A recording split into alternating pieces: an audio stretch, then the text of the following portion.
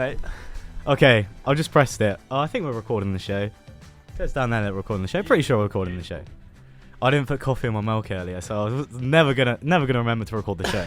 Sorry, it was more just the fact that we plastered it everywhere over our Instagram the whole time.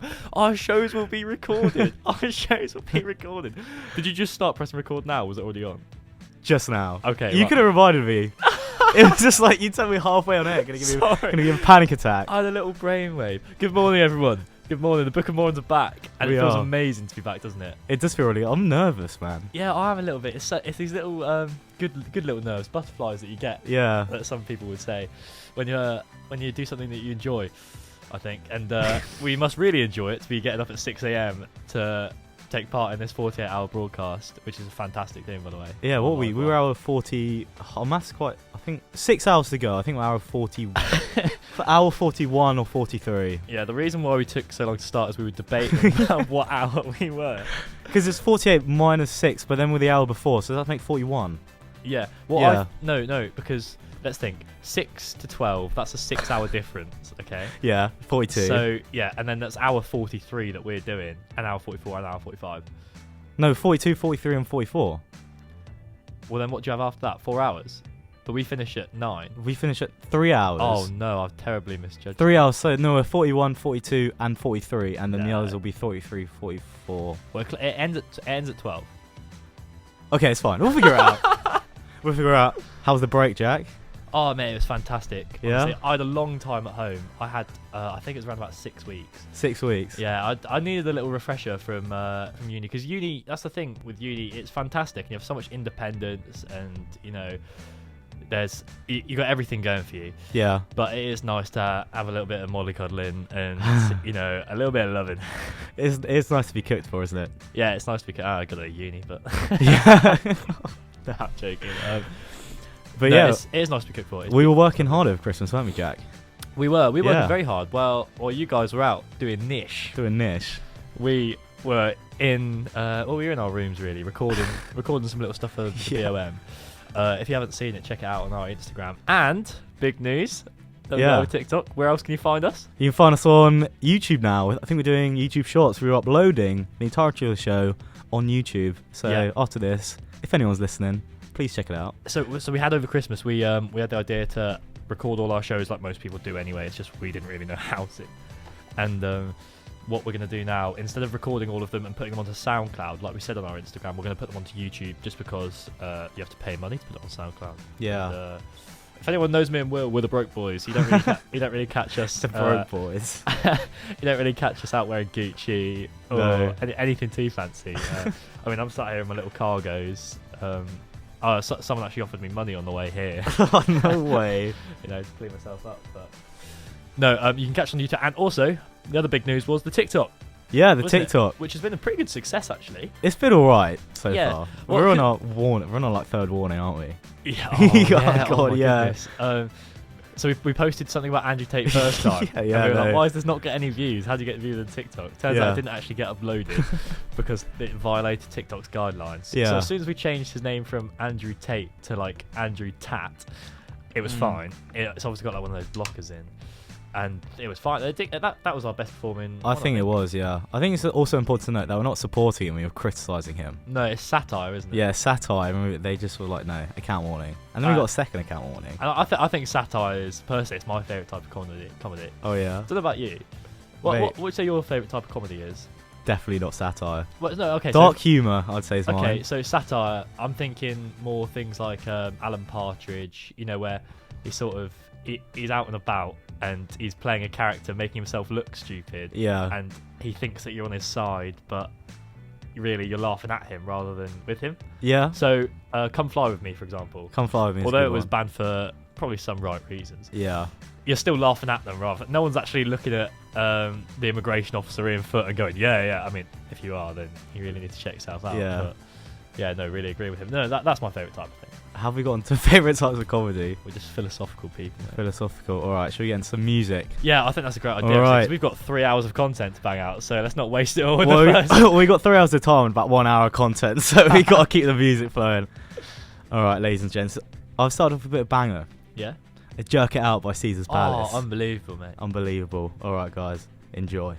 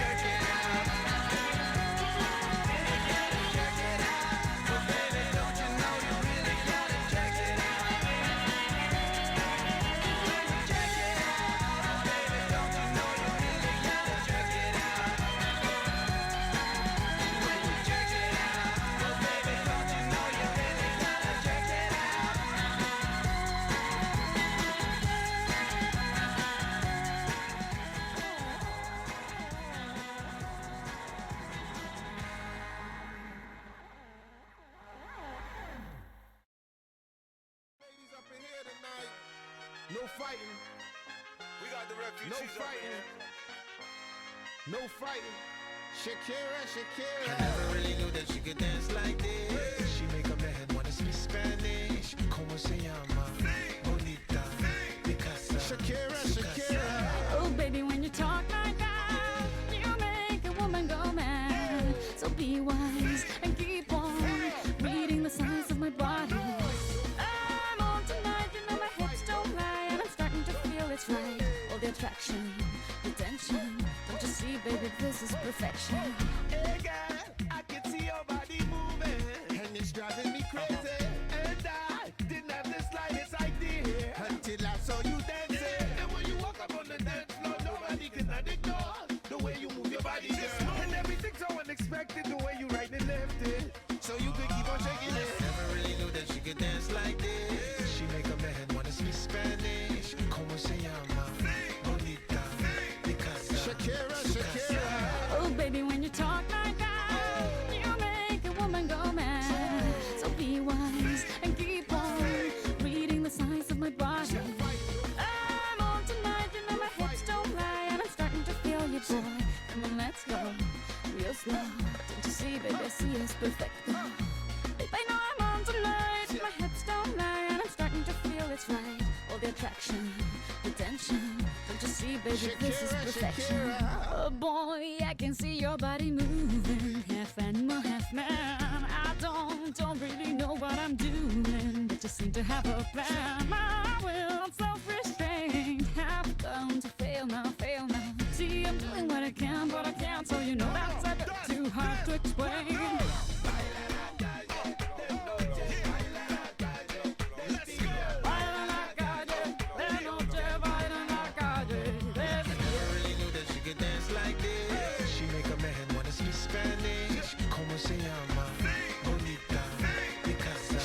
Oh, baby, when you talk like that, you know you got me hypnotized. So be wise and keep on beating the size of my body. Señorita, feel the conga. Let me see you move like you come from Colombia.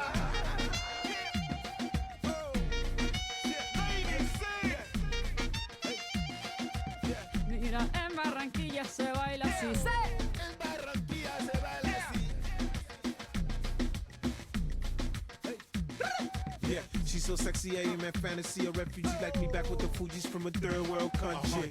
I go back like when Pac carried crates for Humpty Hump. We lead a whole club dizzy. Why the CIA wanna watch the Colombians and Haitians? I ain't guilty, it's a musical transaction. Boop, boop, zoop, no more do we snatch rope. Refugees run the seas cause we own our own boat.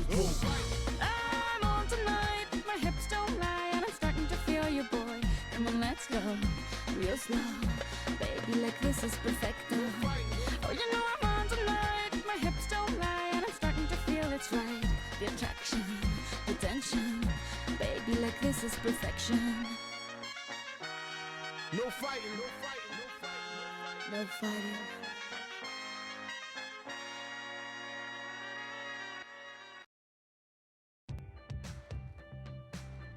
A tune, everyone. Absolute tune, mate. Love it, Shakira. Do you love it, Shakira? I mean, she's hot topic as well at the moment, isn't she? yeah, but I don't know why. I don't know why. You don't know why? So No. the whole thing with Gerard Piqué over Christmas. No, I don't know what happened. Oh, okay, fantastic. He doesn't tell you. Yeah, It tells you. Please. I love being the bearer of good news and making Shakira a single woman. So there was obviously the thing with Gerard Piqué cheating, which was before Christmas. Yeah, heard about that. And then Shakira came out and said that, what was it, that she noticed Piqué was cheating because I think it was her yogurt in her fridge had been eaten, and Piqué hates yogurt. That is quite peak. Yeah, Find it out via yogurt, yeah. It was either yogurt or it was jam, actually. Actually, think about it, I think it was jam.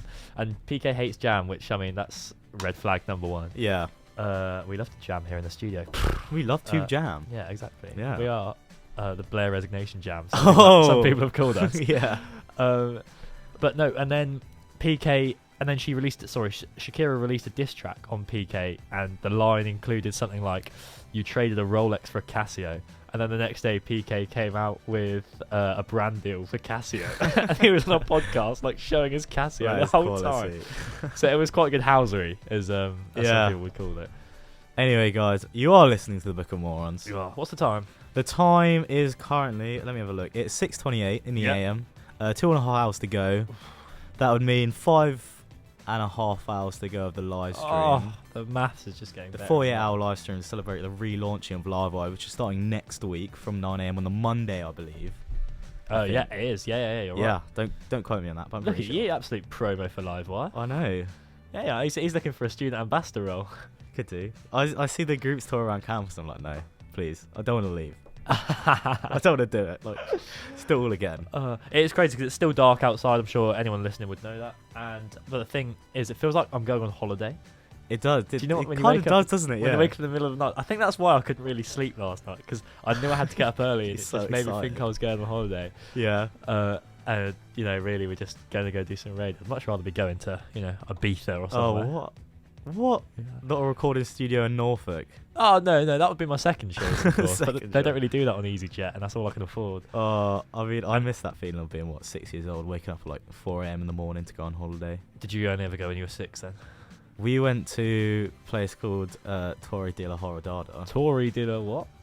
Torre de la Horadada. Oh, I think my parents are listening, so I have to kind of pronunciate. But yeah, it's a place like Murcia, which is I think south. Yeah, the whip out if he gets east it of wrong. Spain. Yeah, it's like southeast of Spain. It's a good time. Aren't in a villa. We chilled. Oh, beautiful.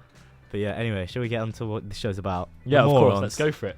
So- Morons. So given the fact that this is like a 3-hour spectacular, we've decided to take every moron from each week, put them up against each other, and the biggest moron of the last series will be, I don't know, the winner. Yeah, exactly. So we're going to go do a quick recap of season 1, week 1, week 2, week 3, and all the rest of them. Yeah. Talking about the morons that we had, and it's going to be one big moron off. Knockout stages. Yeah, judged by morons, competed by morons, listened by... Nah, I wouldn't call you that. You're above us. Maybe. All right. Do you remember the first moron, Jack, week 1, all those years ago? Shall I give you a clue? Go for it. Goalkeeper. Oh, yeah. Plays for Real Madrid or played for Real Madrid. Yeah. And he had a little bit of a run-in with the LGBT community on Twitter, didn't he did. I've got the script up here, and the gist of it, I think it was a long time ago, but he came out. So he did this tweet in which he claimed to be gay with Puyol, I think. Yeah. And then after Puyol, I think, pulled out, and then he had to. Oh yeah, tell me more. But like Puyol was like, no, it's a joke, and then I think Casillas had to back out, and then he was like very red-faced, and then everyone just called him, whatever, really. Yeah, people said it was a completely insensitive joke due to the people who actually football. The problem with homophobia in football, and so little footballers actually coming out, that when he did come out, it was like, oh, fantastic, we've got like a really high-profile footballer who's come out, and then it was a joke, so people did feel like they'd been played the fool, and Casillas was a bit of a fool. In fact, we deemed him a moron. The biggest moron. The biggest moron. I've got it in front of me, and the tweet originally said, I think, espero que mi repeten soy gay, #Felix Domingo, okay. Which I think basically translate to I'm gay. They all know what Sunday. Spanish is. Yeah. Well, that wasn't really good pronunciation, so just filling in the gaps. If you don't listen. And then basically, Puyol realised it was a mistake, said it was a joke then, because he has to do the same. Yeah. Basically. Yeah, and that was our first moron, wasn't it? That was our first moron. I think things got a bit more moronic from there on after. They do. It's very difficult to remember that far ago. I've got it. This was start of October? Yeah, exactly. This? Yeah, our first show. It was a bit ropey, wasn't it? First show. Oh, we couldn't figure it out. No, we didn't. We couldn't. But it was good. It was good fun. I think we were both quite hungover as well because it's my birthday the night before. Yeah, I think so. Probably. Sounds about right. Yeah, exactly. Right. Week 2 was actually one of the biggest ones. Yeah. Because it was really high profile at the time, and I believe they'd been up for contention, or one of their cabinet had been up for contention, which gives it away who it was. Yeah.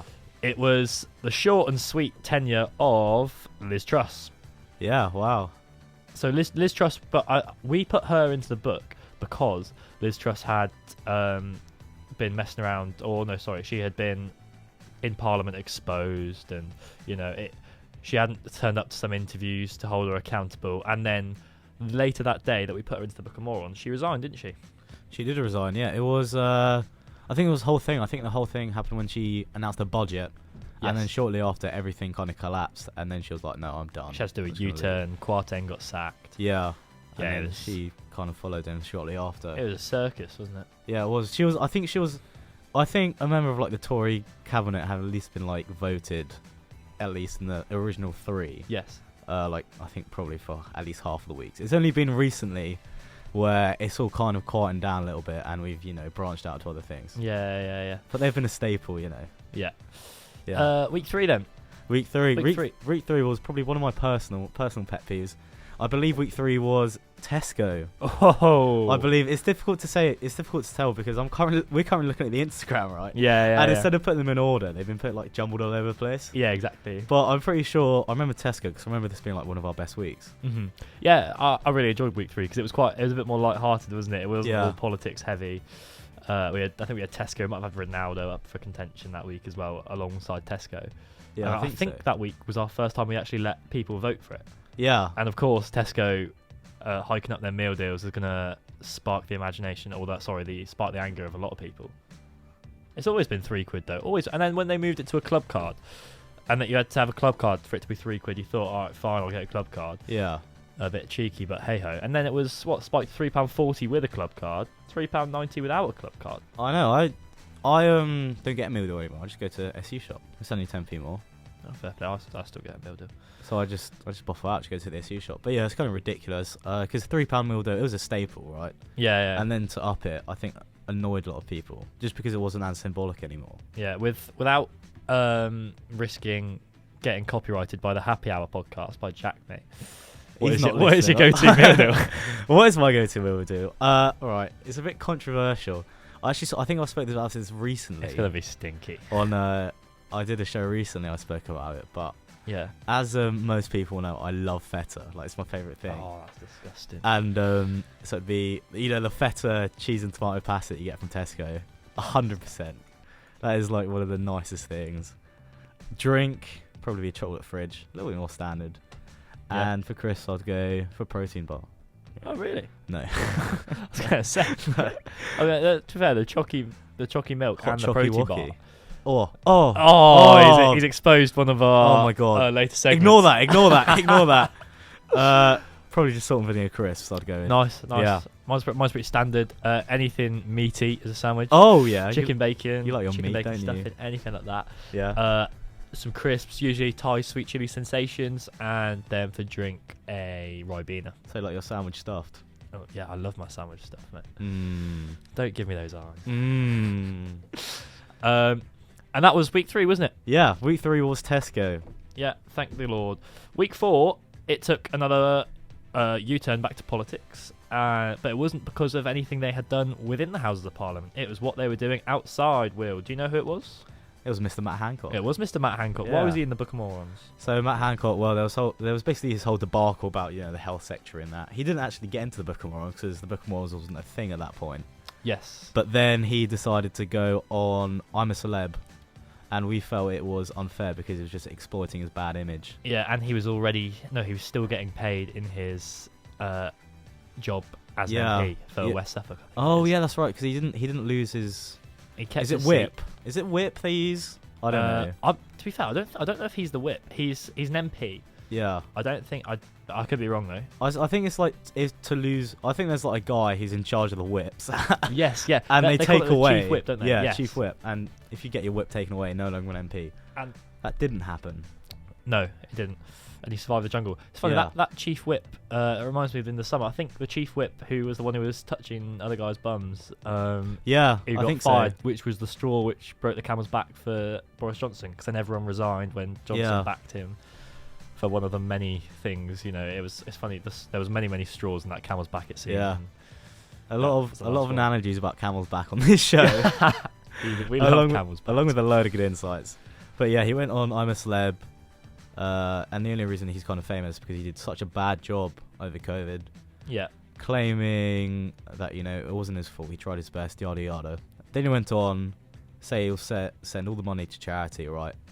I think he got paid like 320 grand, I think. Yeah. He only gave 10k of it to charity. He recently did an interview on This Morning, I think, about it. Basically exposed a hypocrite. So he could be re-entered. Yeah, exactly. Hypothetically, yeah.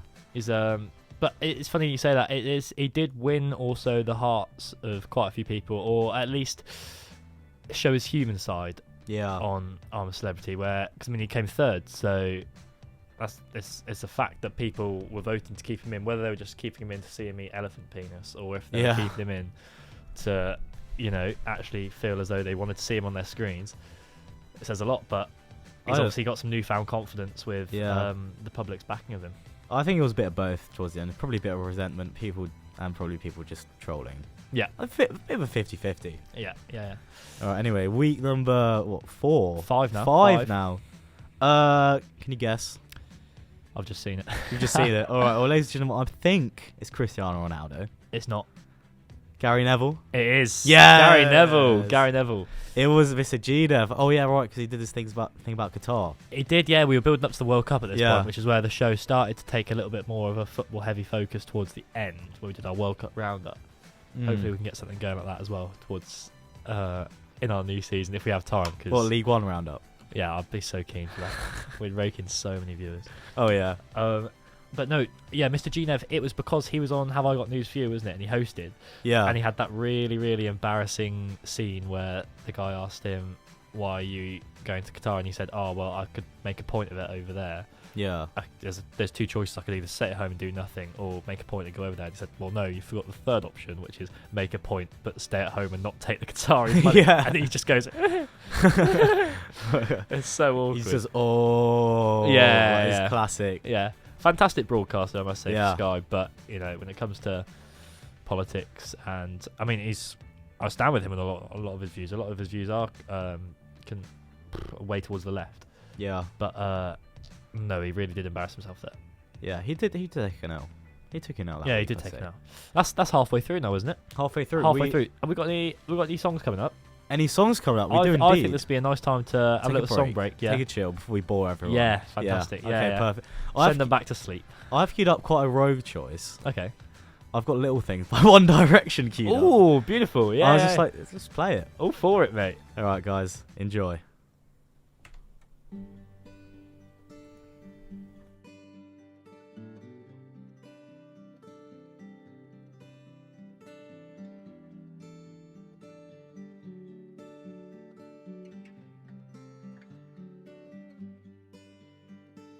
Hand fits in mine like it's made just for me. But bear this in mind, it was meant to be. And I'm joining up the dots with the freckles on your cheeks, and it all makes sense to me. I know you've never loved the crinkles by your eyes when you smile. You've never loved your stomach or your thighs, the dimples in your back at the bottom of your spine. But I'll love them endlessly. I won't let these little things slip out of my mouth. But if I do, it's you, oh it's you they add up to. I'm in love with you. And all these little things. You can't go to bed without a cup of tea, and maybe that's the reason that you talk in your sleep. And all those conversations are the secrets that I keep, though it makes no sense to me. I know you never loved the sound of your voice on tape. You never want to know how much you weigh. You still have to squeeze into your jeans, but you're perfect to me. I won't let these little things slip out of my mouth. But if it's true, it's you, it's you they add up to. I'm in love with you. And all these little things. You'll never love yourself half as much as I love you. And you'll never treat yourself right, darling, but I don't want you to. If I let you know I'm here for you, maybe you'll love yourself like I love you. Oh, and I've just let these little things slip out of my mouth. 'Cause it's you, oh it's you, it's you they add up to. And I'm in love with you. And all these little things, I won't let these little things slip out of my mouth. But if it's true, it's you, it's you they add up to. I'm in love with you. And all your little things. You're listening to the Book of Morons radio show, here on Livewire 1350, the sound of UEA. One kiss is all it takes, falling in love with me, possibilities that look like all you need.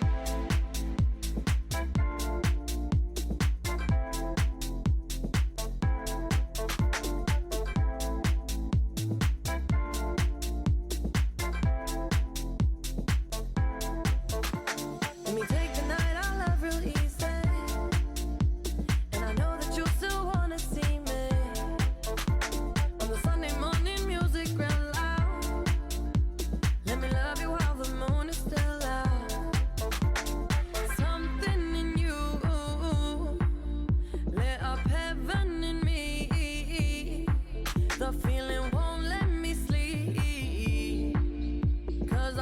lost in the way you move, the way you feel. One kiss is all it takes. Falling in love with me. Possibilities. I look like all you need. One kiss is all it takes. Falling in love with me. Possibilities. I look like all you need.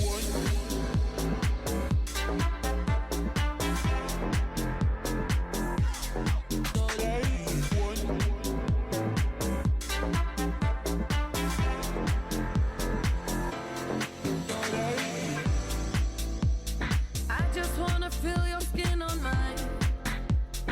Feel your eyes do the exploring.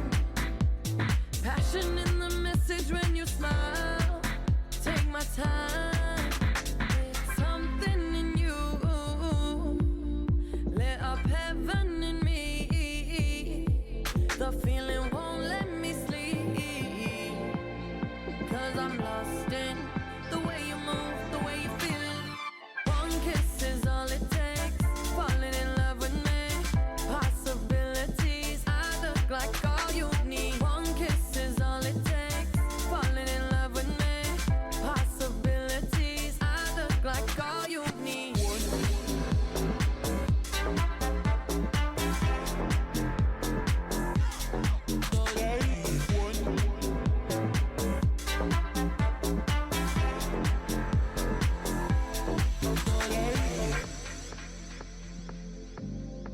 See wonderland in your eyes. Might need your company tonight. Something in you lit up heaven in me. The feeling won't let me sleep. 'Cause I'm lost in the way you move, the way you feel. One kiss is all it takes. Falling in love with me. Possibilities. I look like all you need. One kiss is all it takes. Falling in love with me. Possibilities. I look like all you need.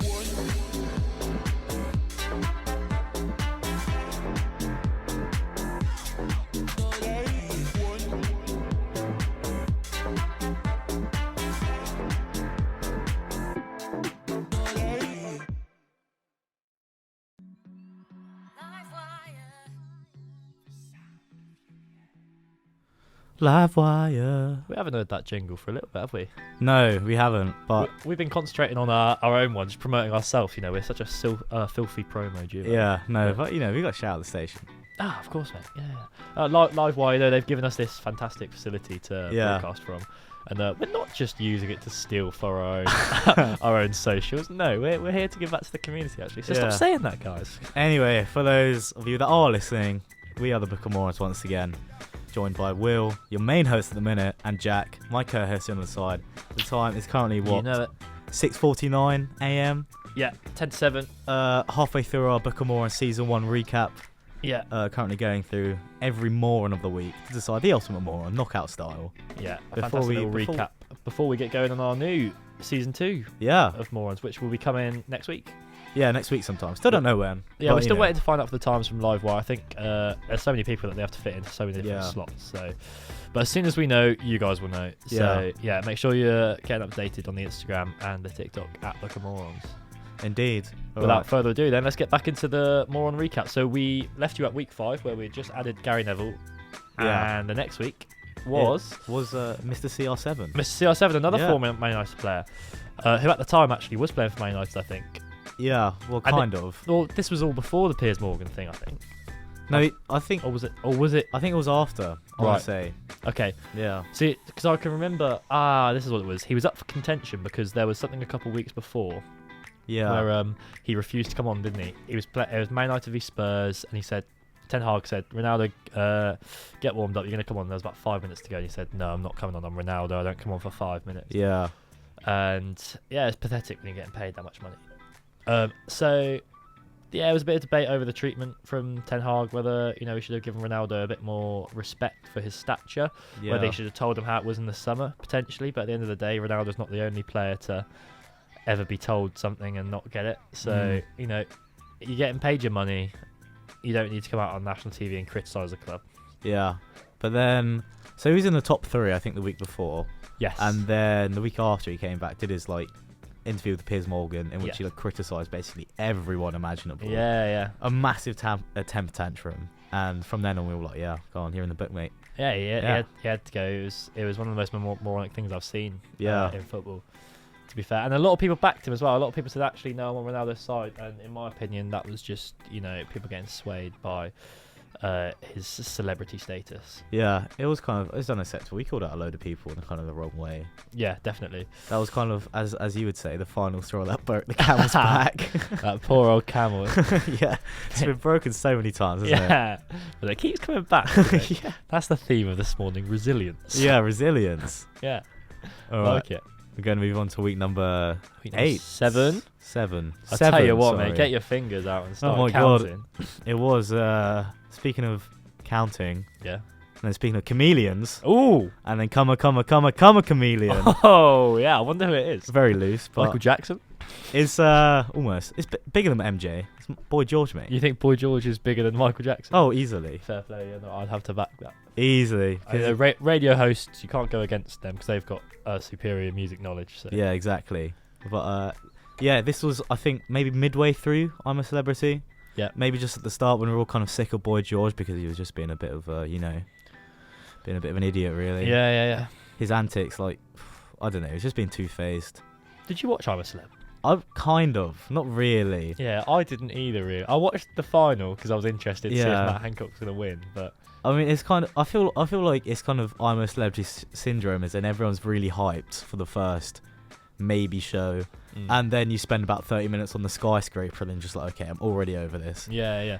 What makes me laugh is that, Boy George came out as a villain. I think there was a host of, I think it's Loose Women. I think his name was Charlene White, maybe? Charlene White, yeah. Yeah. And I believe quite a few people didn't really like her either because No. she was a bit fussy about a bed situation or something. Yeah. So those two didn't really come out too well, which makes you think that if the series villains were those two and you had Matt Hancock in that jungle, and you also had Sean Walsh, who was famously criticised for cheating on his wife, the comedian, on her birthday. Yeah, that was bad, wasn't it? Yeah, that was terrible. So I think they chucked Matt Hancock and Sean Walsh at the same time as sort of like these media villains. And those two still came out quite well. Yeah. Which shows either the other two were really bad or the editors, they had a certain agenda potentially. Maybe. But, they've got to produce content. If people want to see Matt Hancock on their screen, people want to see Matt Hancock on the screen. If Matt Hancock isn't going to rub people up the wrong way, then, he didn't. So. I mean, Matt Hancock was villain number 1 for a few weeks, and then the likes of Charlene White and Boy George kind of probably overtook him in a way. Yeah. I think everyone starts treating everyone as more of a person rather than their past life, and it's like what you've done in the jungle rather than what you've done in the past. But yeah, I don't know. Anyway, it's Boy George. Yeah, he did a lot of stuff, didn't he? It was Boy George, and I think that was also voted as well. Yeah, that was this. I think. Oh no, did Boy George beat Cocaine Bear? No, that was next week. Oh, damn! That's actually out right now, Cocaine Bear. Yeah, the film Cocaine Bear. It's I hope we're allowed to say this. No, we should be all right. No, I mean it's a film, isn't it? So yeah, it's coming out soon. I mean, we can talk about that later if you like. What, 9:30? We could do we could have a little film review segment. We could. Yeah. If we run out of content, we could. Yeah. That'd be quite good fun. Yeah, that would, wouldn't it? All right, week 8. Week 8. And week 8, the person who beat Cocaine Bear to the title of Week 8 Moron was the Liver King. Liver King. Now, you know a bit more about Liver King than me. Yeah, well, basically, Liver King's this guy. I think his name's like Brian Johnson. He's probably like maybe 40, 41 at this point. And he's basically he's a beast. He's probably like 6'4", 6'3", something like that. And he's like completely jacked. And his whole idea is like the primal lifestyle. I'm using air quotes, not that you can, hear air quotes, but no, they can. Yeah, using air quotes because he advocates like all eat raw meat, eat weird stuff, don't eat veg. Yeah. Get out exercise basically 12 hours a day using like wood and stuff. Mm-hmm. And yeah, basically did all that. He built his image around being basically massive because he came out with a series of like protein bars, protein shakes, all of that jazz. Yeah. And then he was caught doing something naughty. I think he sent off an email in which basically said, I'm 40 years old. I've been doing steroids for a while now. Can you hook me up with more? No. And that basically goes against his whole ethos. So then he was kind of cancelled for that. He's been tricking people into thinking that he's got all his gains from natural sort of causes and foods and the primal lifestyle, when really it was all steroids. Yeah. You scratch beneath the surface with some of these celebrities and you find out a lot of stuff which you didn't want to find out. I know. I mean, I was always rooting for Cocaine Bear. Doesn't matter. It was a shame. It actually didn't really get too many votes, but the people who did vote for it are the people I'd expect to vote for it, I must say. Looking at you, Max Hornshaw. Mr. Joe Collins over there. Amber as well, probably. Yeah, probably. Maybe my dad. What can I say? This is no allusion to anything to do with Yeah. It was just kind of people who'd like to see a bear on that sort of illegal substance. Yeah. And I would, because I think I'm going to go to cinema and watch it. I think it'd be hilarious. There's a clip of, in the advert, or the trailer, there's a clip of the bear jumping into the back of like this moving truck, and it's like a 10-meter jump. Yeah. See, I would love to see an animal Olympics. Oh, really? Yeah. Can you imagine? Who do you think would win at Animal Olympics? Oh, probably like the cheetah. The Never cheetah. playing by the rules. True. Oh, you got me there. Oh, I was still a bit slow, unfortunately. Still? Yeah, still like cheetah. They can just run fast and just jump far, but no. No. Until they get caught. Doping, but then they might be doping with the bear. True. The cocaine bear. I don't know. Okay, that's a good question actually. Yeah. Let's Go on. think. What animal do you think would win the javelin in the Olympics? The javelin? Mm-hmm. Probably the orangutan. Why?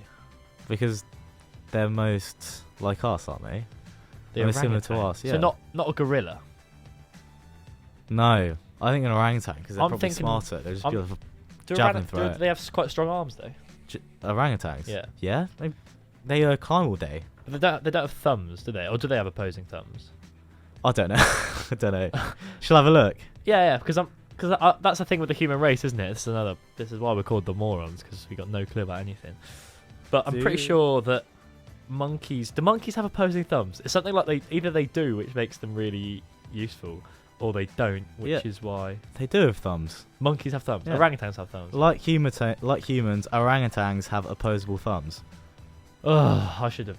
So it would be the orangutan. I should have watched a bit more David Attenborough. Oh God. Silly Jack. He just bores me a little bit. I can't lie.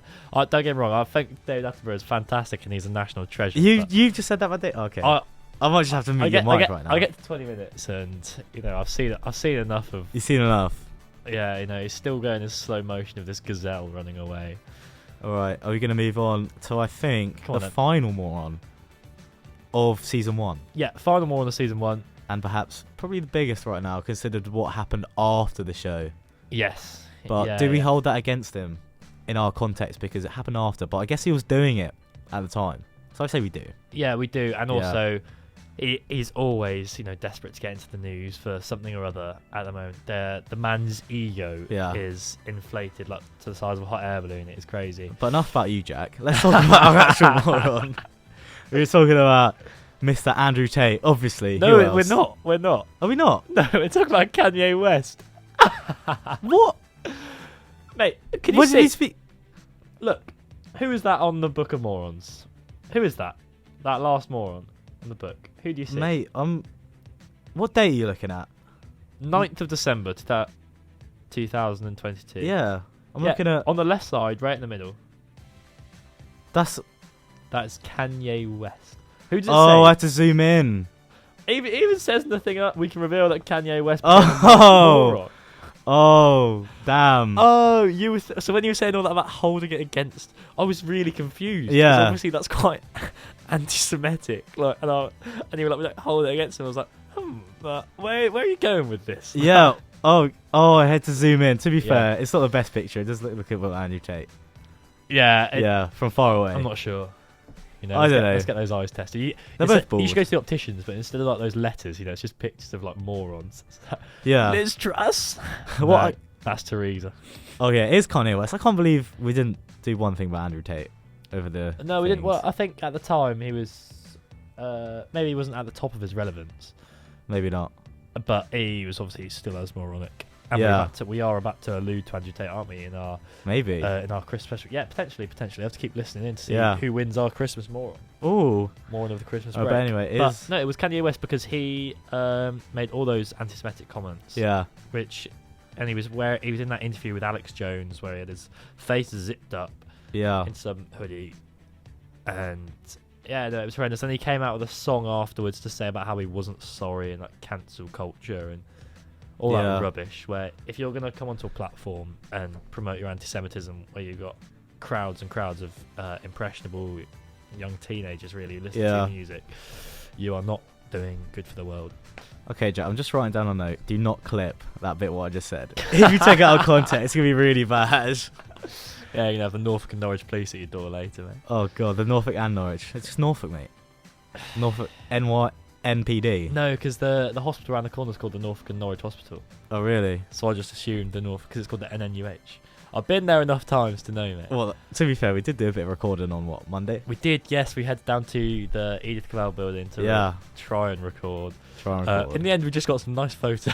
Yeah. Which we used to promo today's show, actually. Yeah, we should probably learn how to use the equipment when we get back. Yeah, we should. Yeah. But anyway, enough about thingy. More about Kanye West. So he obviously said all of that stuff, didn't he? Yeah, he said all the anti-Semitic stuff. Yeah. Then there was more interviews afterwards, which he had one with Piers Morgan on Piers Morgan's new Talk TV show. Can I just say, if you tune into Talk TV, in my opinion, you deserve to be in the Book of Morons. Yeah. You know, the crazy, outlandish stuff. Elevated. It's blown out of proportion. Some of like the stuff that Piers Morgan is. Don't get me wrong, makes good entertainment, but news doesn't have to be entertainment. News should be news, in my opinion. Yeah. We don't need to keep like diluting the truth. Where you've got Piers Morgan going, oh, I've got a vegan in here. Oh, look, here's a Big Mac. Do you care about me eating this Big Mac in front of you? For the listeners back home, Jack has gone bright red. He's fuming. I'm scared now. He's going to come over and just take I his just anger think out on me. Piers Morgan's just a sweaty pig, mate.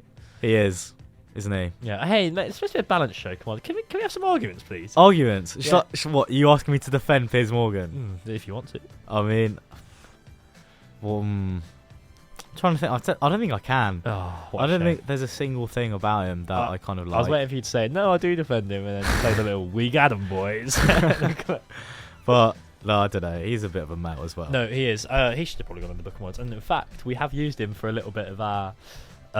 actually, you'll have to wait and see on the Instagram, but we've got a new Moron book. Yeah. And there's a few Morons surrounding it. Yeah.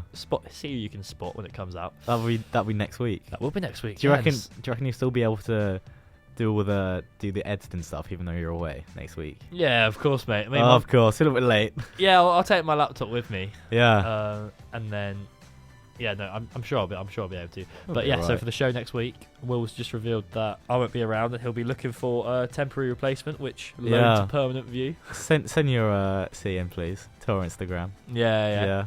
Please do. We've got a very good friend of the show coming on later. We won't introduce him just yet, but he could be a contender. Maybe if he's good in front of the mic. All right, enough about you being absent and not caring enough about us anymore. Those were what 8 morons? 9 morons. 9 morons. Come on, mate. Those are 9 morons. I believe we'll put probably all of them up on our Instagram. Maybe.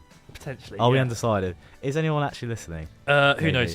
Once we put it on our YouTube, which we've already announced that we are going to be releasing later with our episodes in their entirety and the shorts, then we can see what sort of feedback we get. We can see what's going on. All right. Yeah. You ready for another song? Yeah, I'm more than ready. Do you want to try and guess what artist I have queued up? Seagulls. No. Wombats.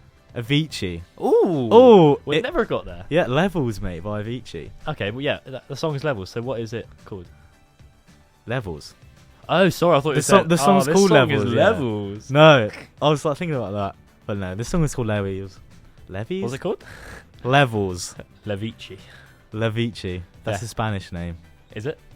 Lavici. Oh, nice. But it's La and then Vici. Anyway. Speaking quite a lot of Spanish this morning. Speaking of Levels, here it is.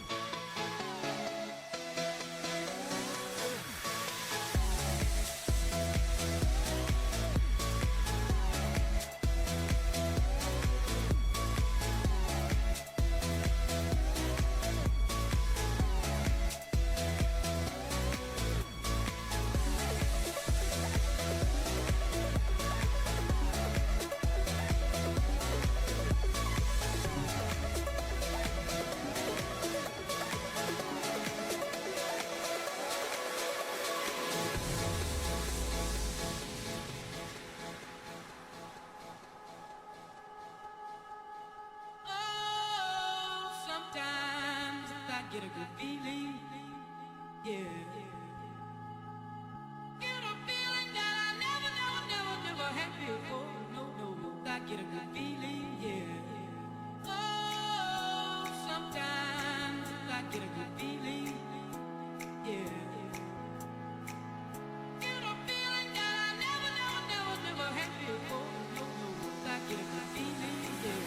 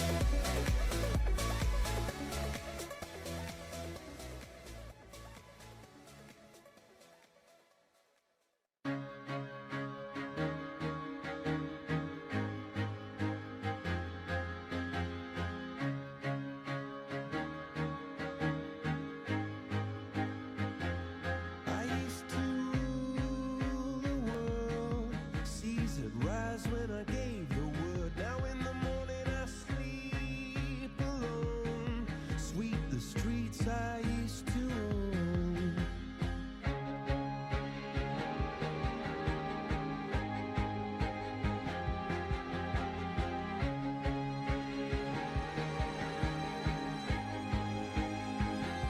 I used to roll the dice, feel the fear in my enemy's eyes. Listen as the crowd would sing.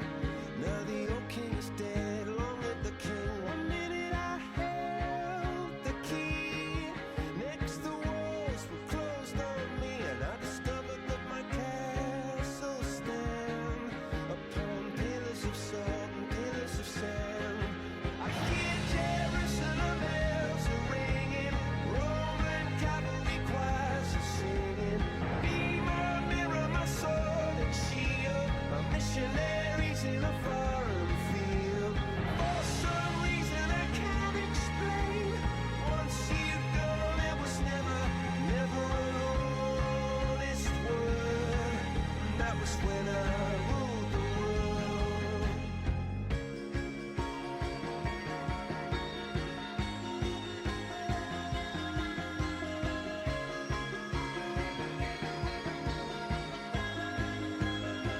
It was the wicked and wild wind, blew down the doors to let me in, shattered windows and the sound of drums. People couldn't believe what I'd become, and revolutionaries wait for my head on a silver plate, just a puppet on a lonely string. Oh, who would ever want to be king? I hear Jerusalem bells are ringing, Roman cavalry choirs are singing. Be my mirror, my sword and shield, my missionaries in a foreign field. For some reason I can't explain, I know St. Peter won't call my name, never an honest word. But that was when I ruled the world.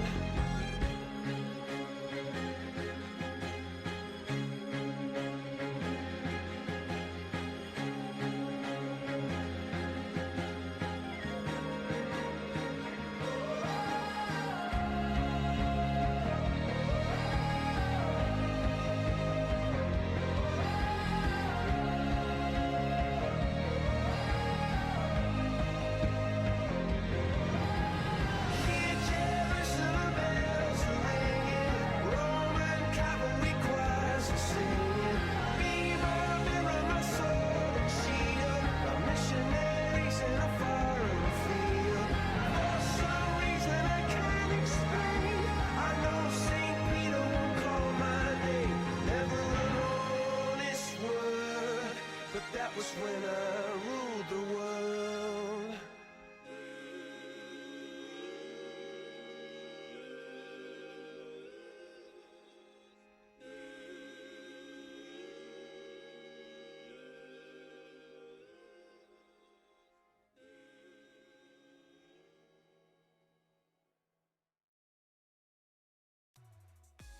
You're listening to the Book of Morons radio show, here on Livewire 1350, the sound of UEA.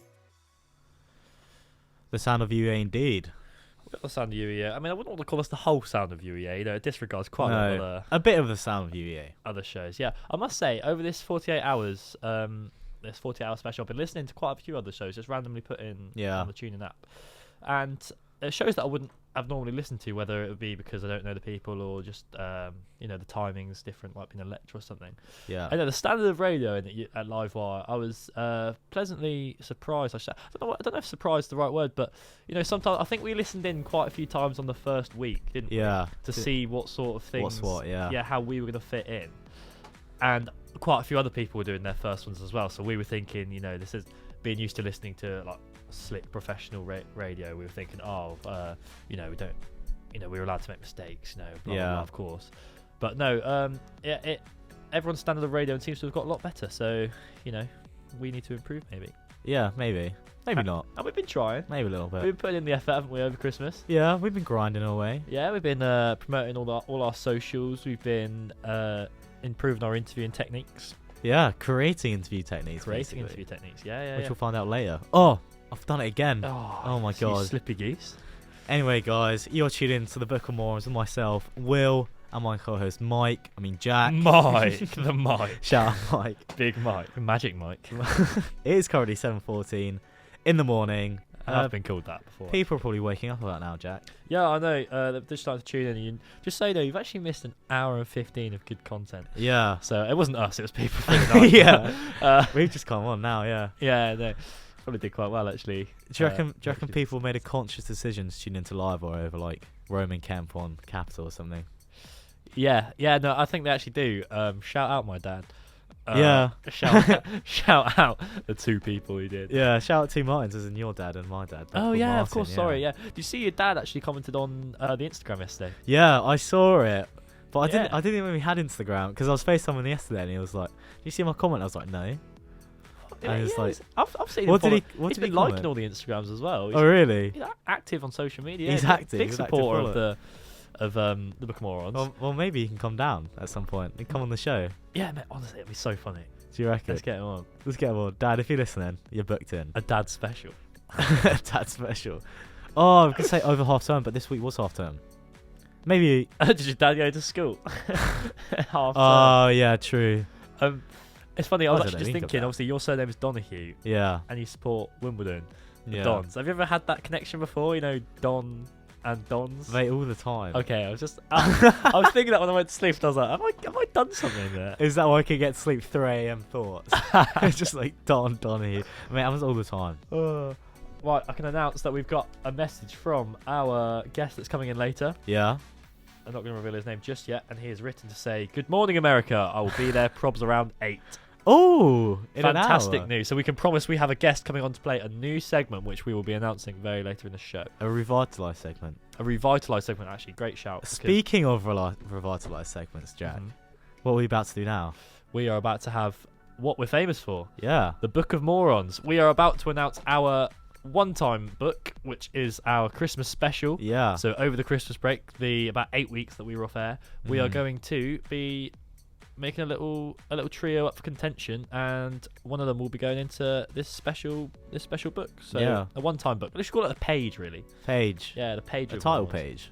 Pardon? A title page. Yeah, a title page of Morons. Perfect. So we're going to be putting in 3 people. Oh, sorry, we're going to be putting 3 people up for contention. You know the format by now. Yeah, the drill. Yeah, and the biggest one will be entering the page. Perfect. The page. That sounds weird. The page of Morons. Sounds horrible, doesn't it? The page of the moron. Yeah, I'm glad we didn't go for that name, because we were thinking about it. Like a ripped out moron. Yeah. We were going to be called background noise, weren't we? Oh, God, yeah. We've talked about that, haven't we? Is it on? Is it on? But then we were like, okay, right. Waffling, but apparently Chilwell had that. But then we were like, okay, let's search Spotify. If when we do get big, we can just have a unique name. Yeah. Just land on this. So Will actually, the first one he said to me, he was like, "Oh, I've got a great name for it. Why don't we call it the Joe Rogan podcast?" It's taken, mate. Oh, damn it! Is it? Yeah, It's unfortunately. taken? Yeah. I don't know if Oh. you've heard of him. No. Joe Rogan. I think me neither. TikTok nonsense, like aliens and stuff. Yeah. Yeah. It does some weird interviews with lots of famous people. I mean, it's the most famous podcast in the world, but Yeah. we hadn't heard of it. So lucky Andrew we didn't go Tate, with for that. example. Pardon? Andrew Tate. Has he Andrew been Tate, on what there? TikTok nonsense?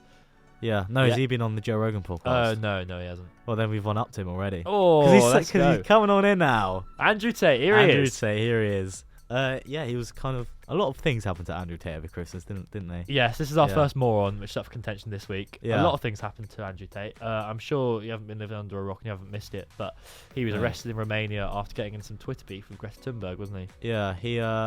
What was he arrested for? I forget. I think Human trafficking. human trafficking and stuff like that. So, So- pretty dodgy. So it seemed like the Romanian police were actually looking for his whereabouts for quite a while. Yeah. And the way that they tracked him down was through the pizza boxes, Yeah. which he arrogantly went, "Bring them over here and don't recycle them on your way out." Yeah. To just try and wind up some people as he was trying to get on the. But Jack, we were busy boys over the summer We holidays. were busy boys. Not the summer holidays. The Christmas holidays. We were Christmas granted permission, weren't we, to go into Romanian prison? Yeah. And speak to the man in question. Speak to man. Have you got the interview there? Yeah, mate. It's Oh, loaded up. fantastic! Let's have a let's have a All listen. right. Well, if you didn't catch it on this morning, here it is This now on morning. Livewire. All right. Catch you in a sec. We are here inside Romanian prison with Andrew Tate. Hi, Andrew. Andrew, are you crying? Okay, sure, whatever. Andrew, what is your response to Greta Thunberg after your Twitter reply to her put you behind bars? Anything else? I'm not actually mad at Greta. Oh yeah? Why is that? There are a whole bunch of men out here. What have you and these men been doing to keep busy? Push-ups. Anything else? Impressing 4-year-olds on YouTube. Oh, careful, Andrew. Don't incriminate yourself any further. What have you learned whilst being in prison, Andrew? I have small energy. Why? If you're to see my No thanks, Andrew. Anyway, final question. What would you say now to Greta if you had the chance? How dare you? Oh, that That was our interview. that takes us back. Yeah, oh my days. How was he? How was it? Oh, I really. Did you enjoy it? I really enjoyed it. That we touched down in Romania, didn't we? Yeah. And we said, "Take me to the prison where Andrew Tate is." Yeah. They gave us special permission. They went, "Book of Morons." Yeah. of Oh my god, course." it's those guys. Yeah. They said, "What time would you like your breakfast?" And Yeah. I said, after the Andrew Tate interview. Yeah. But And, no, it was interesting. He was in a surprisingly good mood, wasn't he? He was very talkative. Yeah, it's very talkative. All the expletives though, we did have to bleep those out. I know, he's quite rude, isn't he? Apologies if the bleeps offend you. Yeah.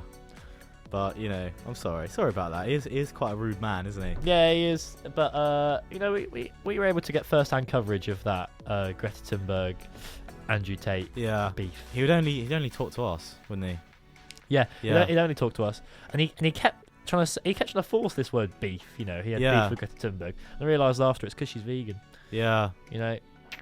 You should be saying Bad chat. should be saying bad chat. You should be talking about some plant-based. Yeah. Soya maybe. Soy. I have soy with Greta. I don't know. It doesn't sound good, does it? Yeah. But no. Yeah. But that was our interview, wasn't it? It was. Yeah. It was quite an eye-opening experience.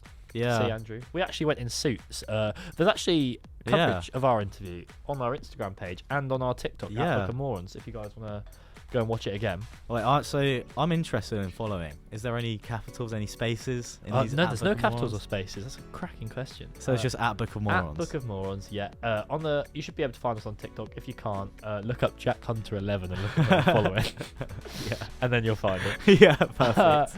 And on Instagram, I think we're the only Book of Morons. So Probably. yeah, no. I think we are actually, which is Yeah. pretty good, isn't it? We've also got some other clips that we had over. Yeah. some of the shows earlier, I was gonna say Andrew Tate was not the only person that we interviewed. We also interviewed a former prince, didn't we? We did, yes. Is this our next Moron up for contention? Yeah, this is the next moron. Ah. Should we play the interview and then they can try and guess? Yes. Yeah. Yeah. Here's our interview with the second Moron then. All right, perfect. I'm delighted to announce today we're joined by Prince Harry. How are you doing, Your Royal Highness? I wished I'd thought to bring a coat. To say thanks for the interview, Harry, you fancy some hot sauce to warm you up? You want me to put that on my todger? God, no. Wow, you really do have ginger pubes. Should the Queen force Prince Harry to shave? The King, Harry, remember? The Queen died. What would he say about all this mess? Let grow the luxurious bristles of a bloody Viking. We meant the family drama, Harry. What are your feelings towards them? I love my father, I love my brother, I love my family. I always do. Even Uncle Andrew? Are you allowed to speak about him? Slightly a weird conversation to have. Why? What's happened? It's still raw. That's probably the hot sauce. What on earth did Andrew say? Just play the game and your life will be easier. Oh, Jesus. What game? Rugby. Clever that from Andrew. Optimum contact with your nephew. Is he any good? He grabbed me by the collar, ripping my necklace, and he knocked me to the floor. Are you sure that's in the rules? No. And what was your reaction? My penis was oscillating. You really are a sick freak, Harry.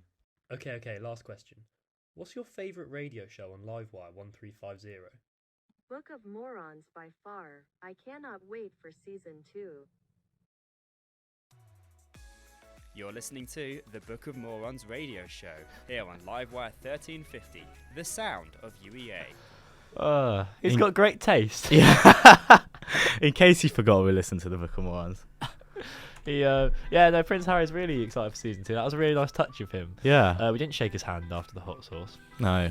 Bit of a weird thing to say, but he's a prince, so he's lived a sheltered life. I can imagine he's not too socially able. Who was your favourite interview out of Prince Harry and Andrew Tate? Who'd you pick?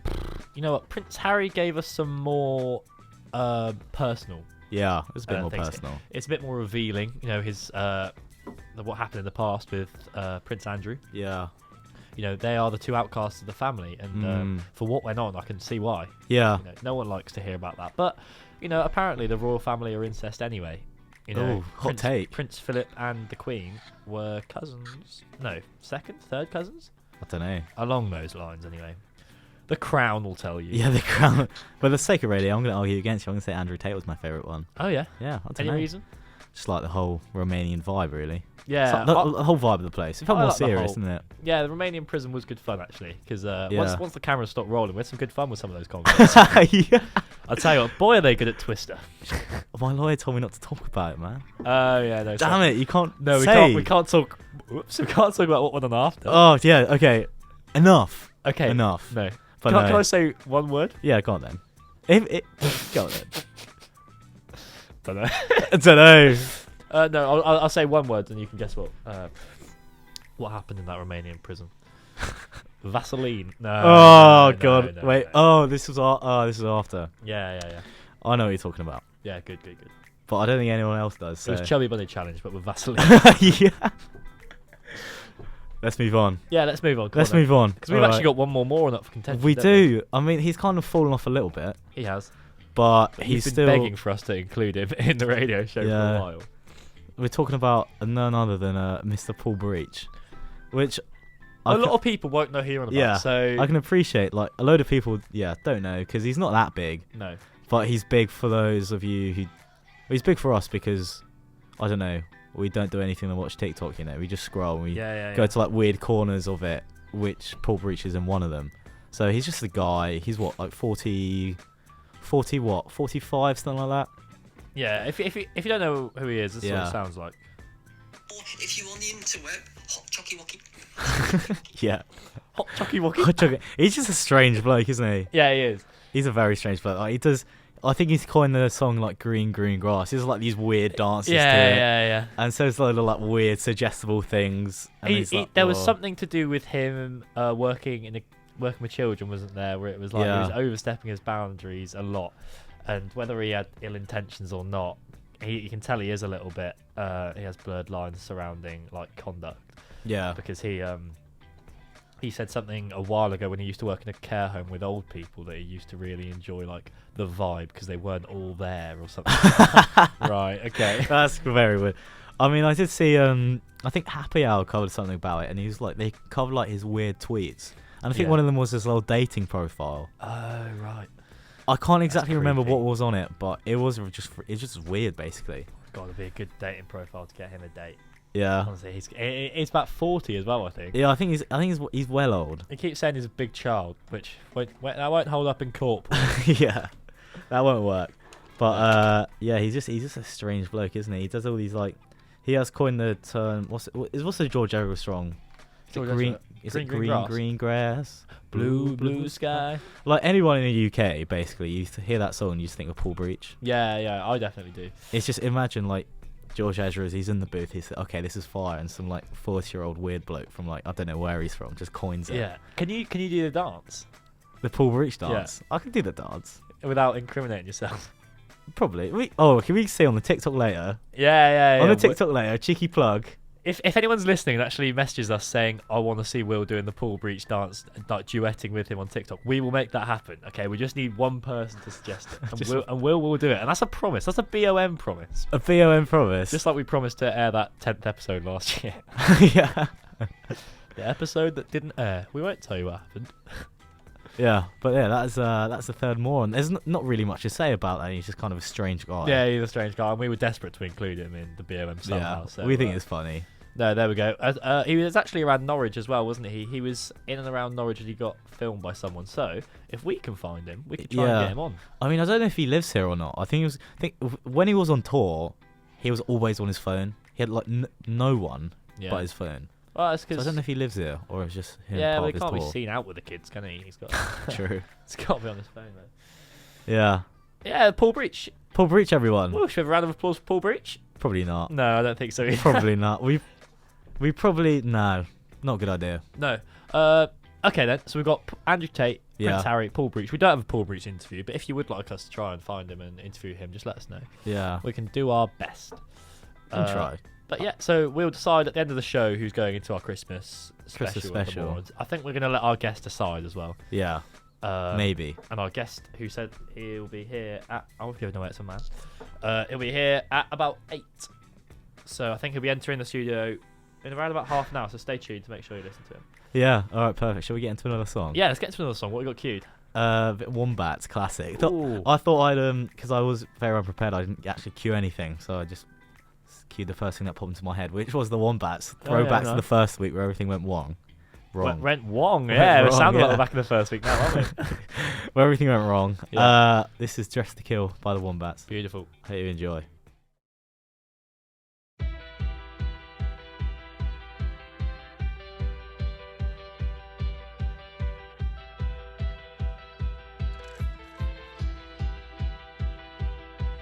Gotta get you out of my mind and back into my arms. Closer than a close shave. I wanna be shaking in the shockwave. It's on tonight and I've only got one clear shot. A little courage for the road, please. Throw my troubles in a deep freeze. I'm dressed to kill, and if I don't, somebody else will. Like the glass that's glued to your hand, baby, I'm gonna be your man. I'm dressed to kill, must be taking all the right pills. You know I'm your number one fan, baby, I'm gonna be your man. Yeah, I'm gonna be your man. Let's have the best, worst night we've ever had in our lives. You, me and Molly in the bathroom, making nunchucks out of bamboo. And I don't need philosophy this time. They're all just words that bounce around until our bodies meet the ground. I'm dressed to kill, and if I don't, somebody else will. Like the glass that's glued to your hand, baby, I'm gonna be your man. I'm dressed to kill,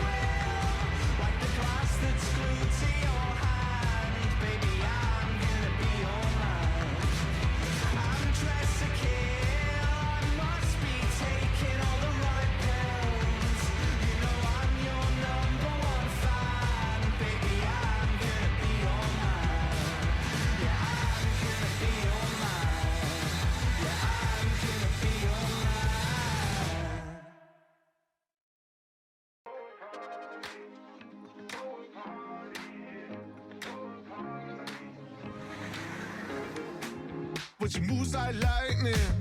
And she counts to 3. And she turns out all the lights and says she's coming for me. Now put your hands up, this is a heist. And there's no one in here living gonna make it out alive. Load it up when the sun comes down. Getaway car for 2 young lovers. Me and the girl straight out of town. Over the hills and undercover, undercover, undercover. She said, green, green grass, blue, blue sky. You better throw a party on the day that I die.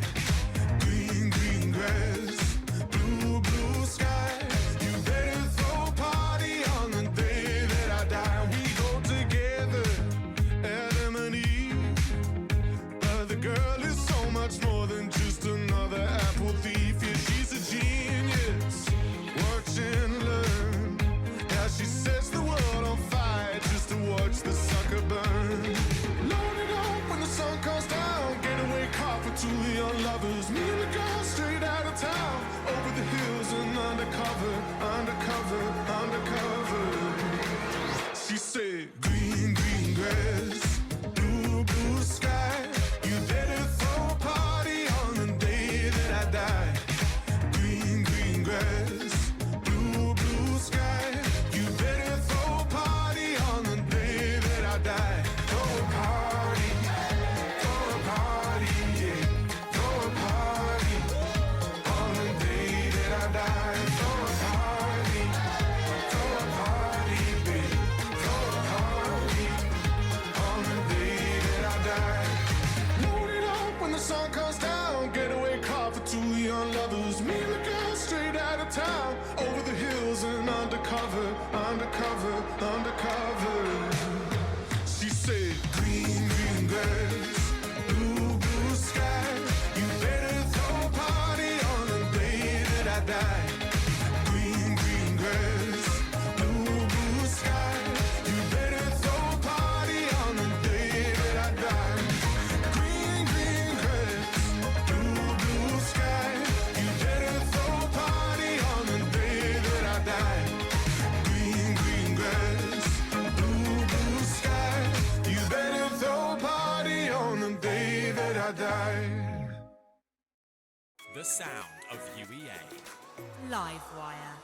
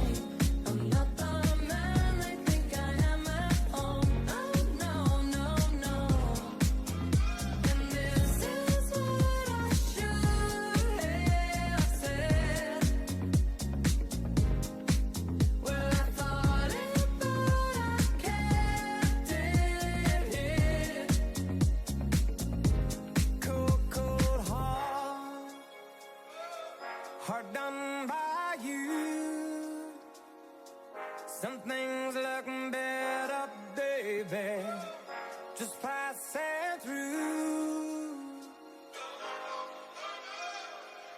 And I think it's gonna be a long, long time till touchdown brings me round again to find I'm not the man I think I am at home. No, no, no, no. And this is what I should have said. Touchdown brings me round again. Well, I thought it, but I can't dead it. No, no, no.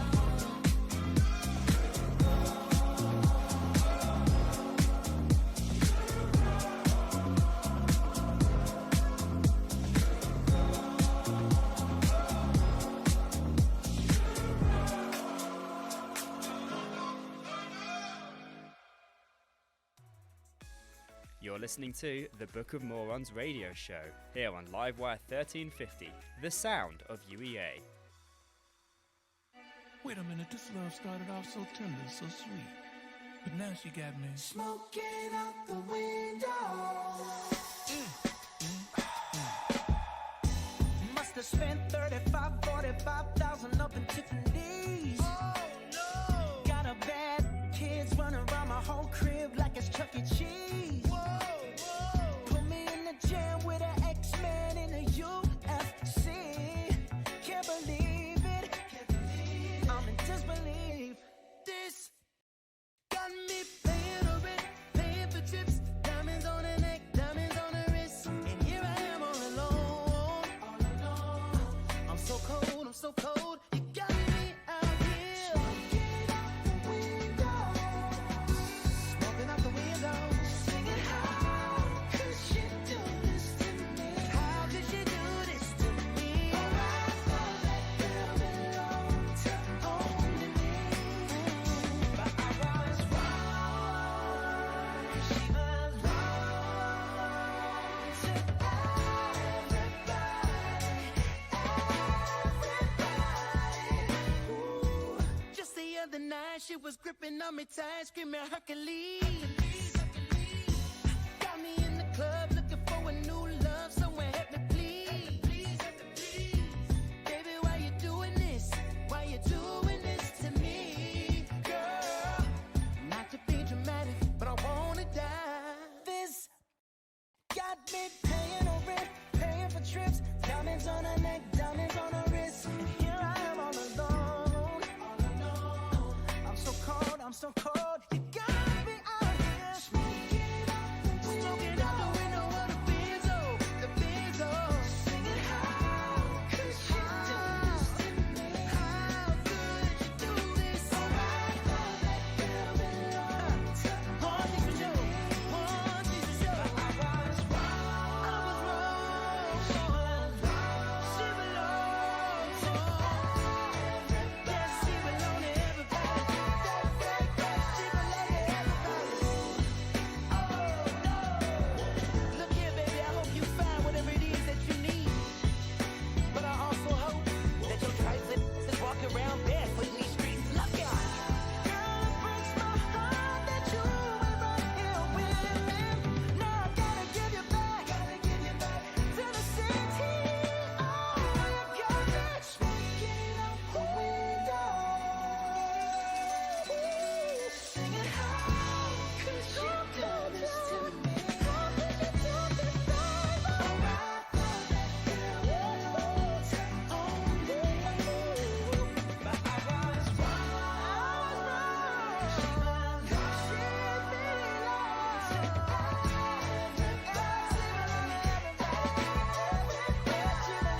everybody. Welcome back, guys. Welcome. The time is 7:43. AM or and- PM?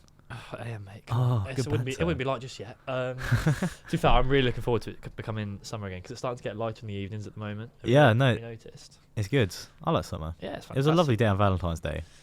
Did you have a nice day? Yeah, it was great. What did you get up to? So, well, me and Amber went to Cambridge on the Sunday. Oh yeah, very nice. And on the Valentine's Day, it was sunny, you know, got my vitamin D and stuff like that. Oh, yeah, tell me more. But no, actual Valentine's Day was just a chill one, really. Nice. What's Cambridge like? Cambridge is really good, yeah. Yeah. Uni's great because obviously like really The old. uni's great. Yeah. Well, mate, second great. No matter how much you butter them up, they're still not going to accept you. Oh, really? I'm really sorry, mate. Can I not start a new program like radio specialist or something like that? Maybe, but we're self-proclaimed morons, you know. And I'm sure there's for all the great clips that we're going to have from this show, there's also enough clips that are probably going to go against you going into Cambridge. I'm really sorry to burst your bubble, though. No. No? I'm going. You're going? Okay, no, fine. This is my official application. Prove me wrong. I'll use the Paul Breach answers. Yeah, I'm cool. The Paul Breach dance. Yeah. Well, luckily we've already had we've Yeah. already had people write in asking for the Paul Breach dance specifically. What my parents did.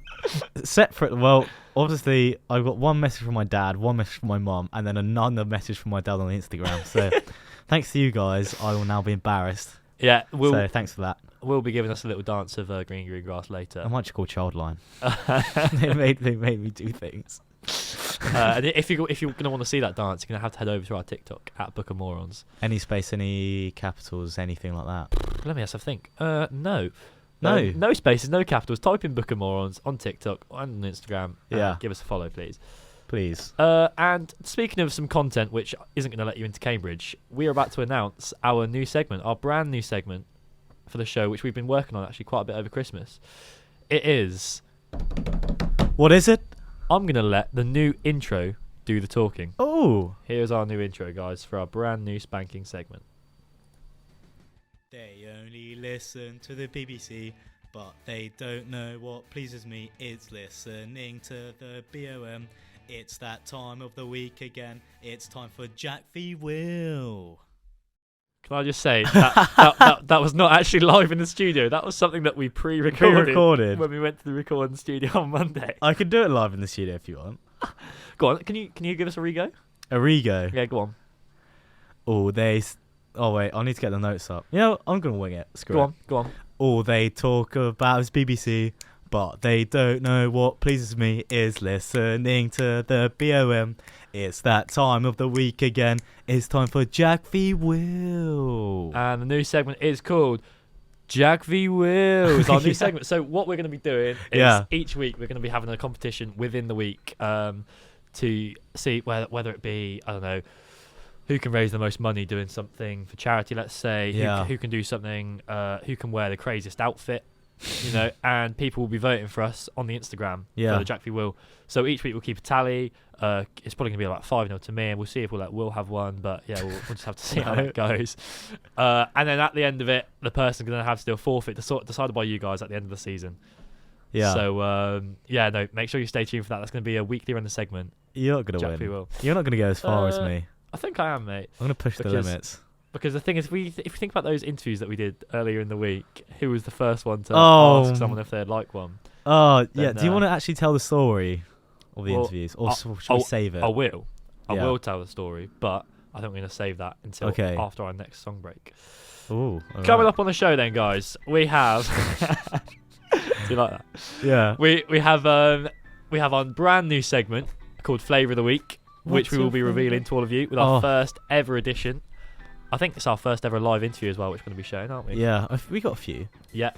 Struggled. But we got a few. We've got some brand new games for you all to play at home alongside against Will. So if you want to make yourself feel better, then we've got our very own moron in the studio to make yourself. But you're talking about a future Cambridge statement. Yeah, PhD student, I should say. No, I did forget that. Sorry. Yeah. And then we also have our first ever edition of Soundtrack Showdown. Oh! So we've got plenty more fun to be had, guys, in the next hour and 13 minutes. Jeez. You're not going to want to miss it. Until then, we're going to have some East Side by Benny Blanco, Halsey and Khalid. I really like this song in sixth form. Yeah. Quite a lot of revision to Did I write Has it made a bit of a comeback? No, it has. Yeah, I saw it on this track list here and I thought I'm not going to be leaving the studio today without playing it. Like Oxford? No, we haven't made any comeback. We'll save that for the football special. Okay. But no, this is East Side, guys. Enjoy.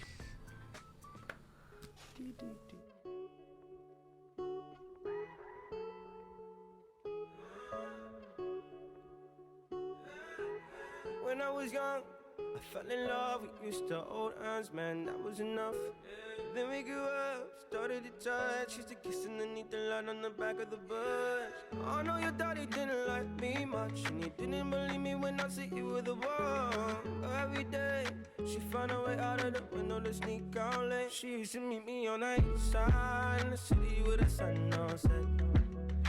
And every day, you know that we ride through the back streets of a blue Corvette. Baby, you know I just wanna leave tonight. We can go anywhere we want. Drive down to the coast, jump in the sea. Just take my hand and come with me, yeah. We can do anything if you put a mind to it. You take your whole life, then you put a line to it. My love is yours if you're willing to take it. Give me a heart, 'cause I ain't gonna break it. So come away, started today. Start a new life together in a different place. We know that love is how all these ideas came to be. So baby, run away with me. 17 and we got a dream to have a family, a house and everything in between. And then suddenly we're 10, 23 and now we got pressure for taking our life more seriously. We got a dead end jobs and got bills to pay. Our old friends and now our enemies. And now I'm thinking back to when I was young, back to the day when I was falling in love. He used to meet me on the east side, in the city where the sun don't set. And every day you know where we ride through the back streets in a blue Corvette. And baby, you know I just wanna leave tonight. We can go anywhere we want. Drive down to the coast, jump in the sea. Just take my hand and come with me, singing. We can do anything if we put a mind to it. Take your whole life and you put a line through it. My love is yours if you're willing to take it. Give me your heart, 'cause I ain't gonna break it. So come away, starting to date, start a new life together in a different place. Know that love is how all these ideas came to be. So baby, run away with me. Run away now, run away now, run away now. Run away now, run away now, run away now. He used to meet me on the east side. She used to meet me on the east side. He used to meet me on the east side. She used to meet me on the east side, in the city with the sun on set. That was East Side by Benny Blanco, Halsey and Khaled. That's a tune. Yeah, it was a tune. It's quite a summery as well, but it's like a little bit of a, I don't know, a bit of a more downbeat summer song, you know what I mean? Yeah, still a tune though. Good car song. Yeah, it is. Very good car song. Yeah, you're so right. It's quite a nice song to enjoy on your own, I find. I'm always on my own, mate. Right, we're really excited now, aren't we? Yeah, we are. Because we've put a lot of work into this next segment. Yeah. It's a new segment we've been thinking of over Christmas. Me and Will had many chats, business chats we like to call them. Mate, we message each other every day. Yeah, I know. And once we got past the the TikToks of just horrendous stuff that we're sending each other, we actually decided to do some work. Yeah. And we've come up with a new segment which is called Flavour of the Week. Here's our new intro for it. What's your flavor? Tell me what's your flavor? What's your flavor? Tell me what's your flavor? What's your flavor? What's your flavor? Tell me what's your flavor? What's your flavor? Tell me what's your flavor? So that was Craig David with What's Your Flavour? But wait, we're so official now. Yeah, I know we are. We've got intros to segments and everything. We've got your own one. One's better than the other. Yeah, no, I think your one is way better than Craig David because Craig David's one's been used in the McDonald's advert. Yeah. And you know, you won't catch us letting Will versus Jack be used for a McDonald's advert, no matter how much money they pay us. Although to be fair, in our defence, we did want to incorporate the London Underground song because that's what it was modelled off in the background. We couldn't do it. Yeah, we're not quite sure if it's actually the finished product, are we, of the Will vs. Jack intro, but we've got something which is something. It's funny. It's catchy. Yeah, exactly. It's catchy. It's the main point. The more you listen to it, the more you're going to want to hear of it again. Yeah. Afterwards, you're going to keep on coming back to us. We've played you. So, flavour of the week then. Yeah. So, please let me know. Yeah, earlier this week, myself and Will went about campus for about an hour. After that hour, after the hour, we said, should we get the microphone out? It was all about building up the courage to ask people a question. So, flavour of the week, we're going to be going around campus, or we're going to be asking people what their opinion is of X, Y, Z. Yeah. And you're going to hear it. and we're going to clip it together, play it as a little segment, Mm. and see if you guys agree at home. So this week we played a bit of Snog, Marry, Avoid, didn't we? Yeah, we did. I believe it was Boris. Shall I spoil it or shall I just leave it as a surprise? Go on. What can you remember from it? So, to be fair, I remember it quite a lot of you. I remember spending 2 hours walking up, like rolling around campus trying to get people to do an interview. Yeah. It was a classic Snog, Marry, Kill, a little bit of an icebreaker. Snog, Marry, Avoid. Come on, mate. Snog, Marry, Avoid, sorry. We're not that profane on here. With, I think, Mr. Boris Johnson, Liz Truss, and Theresa May. And if you did have a childhood, you are familiar with the song. But in case you didn't, like Jack, who had no friends, Snog, Marry, Avoid is basically you snog one, you marry one, and you avoid one. And we played it with a few prime ministers. We did indeed. Yeah. So, without further ado, here is this week's special of Flavour of the Week. What's your Hello, flavour? guys. We're currently outside of the Unio building, and what are we doing, Will? Flavour of the week. And what are we asking? We are playing Snog, Marry, Avoid with some students. Wish us luck because it's pretty awkward out here. Okay, guys, we're here with Jacob, first year. Adam, first year. Adam first year. Fantastic. Okay, we're going to ask you one question, and Snog, Marry, Avoid question about former prime ministers, okay? So, Boris Johnson, Theresa May, and Liz Truss. Or snog Theresa May, marry Liz Truss, avoid Boris Johnson. Good shout, good shout.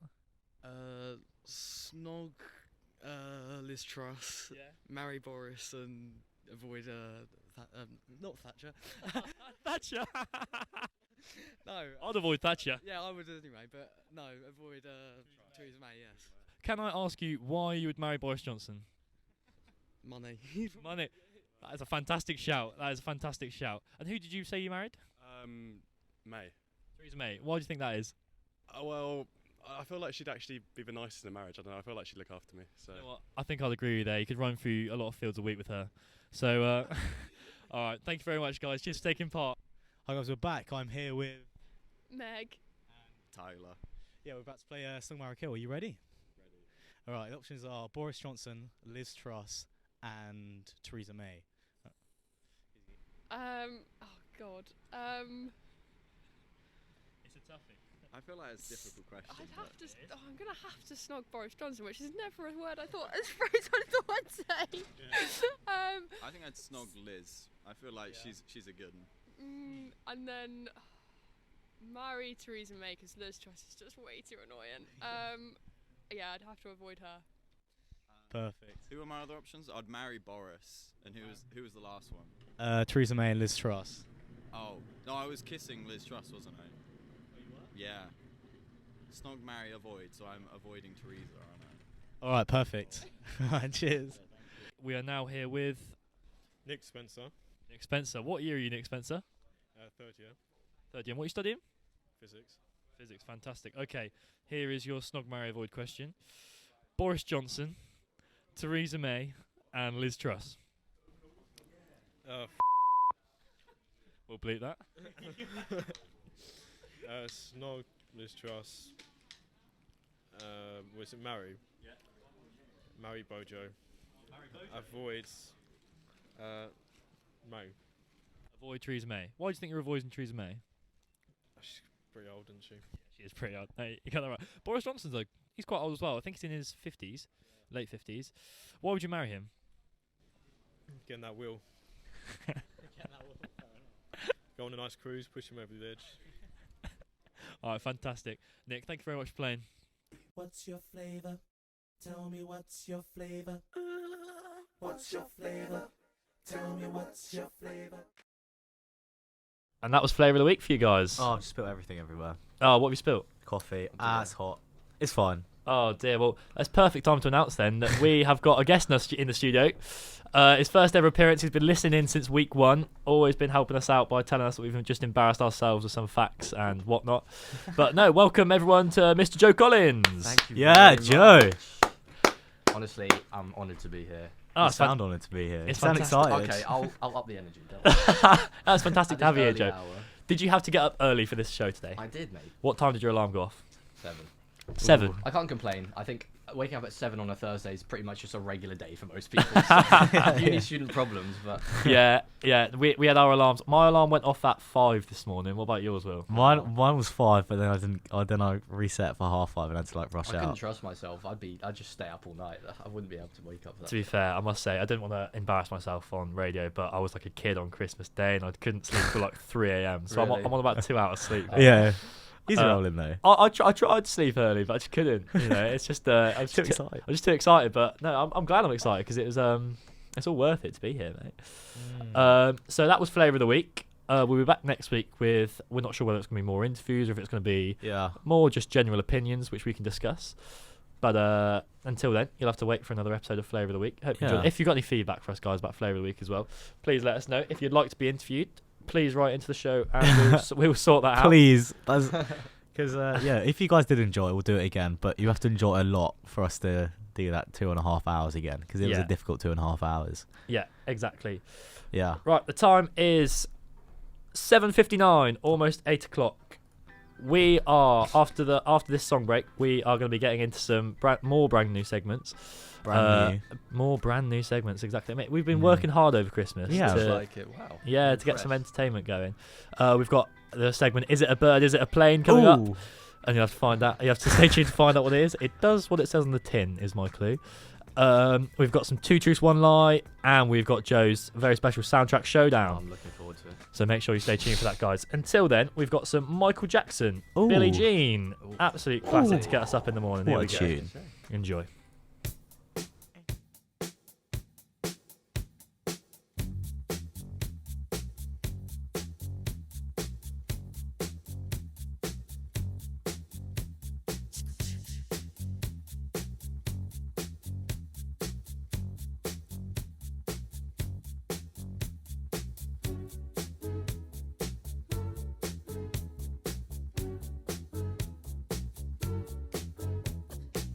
She was more like a beauty queen from a movie scene.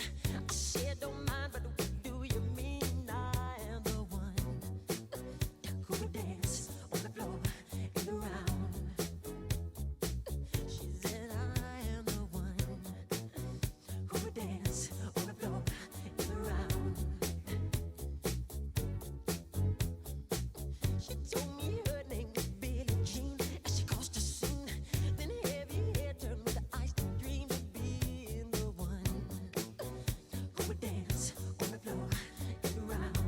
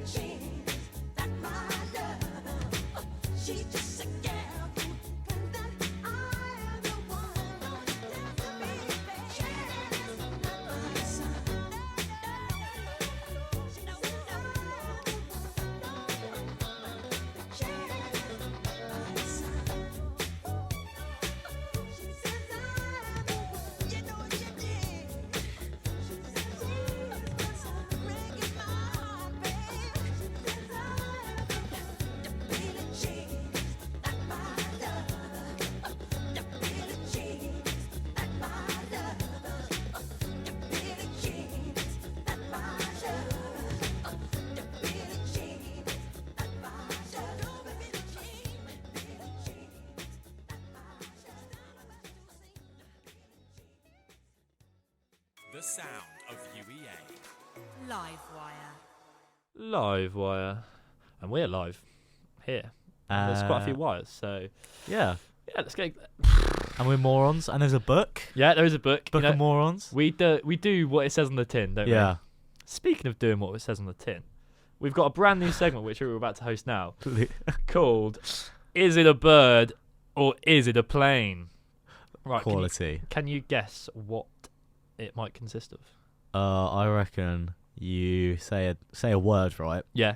And then we guess if it's a bird. Yeah. Or if it's a plane. Yeah. Plane.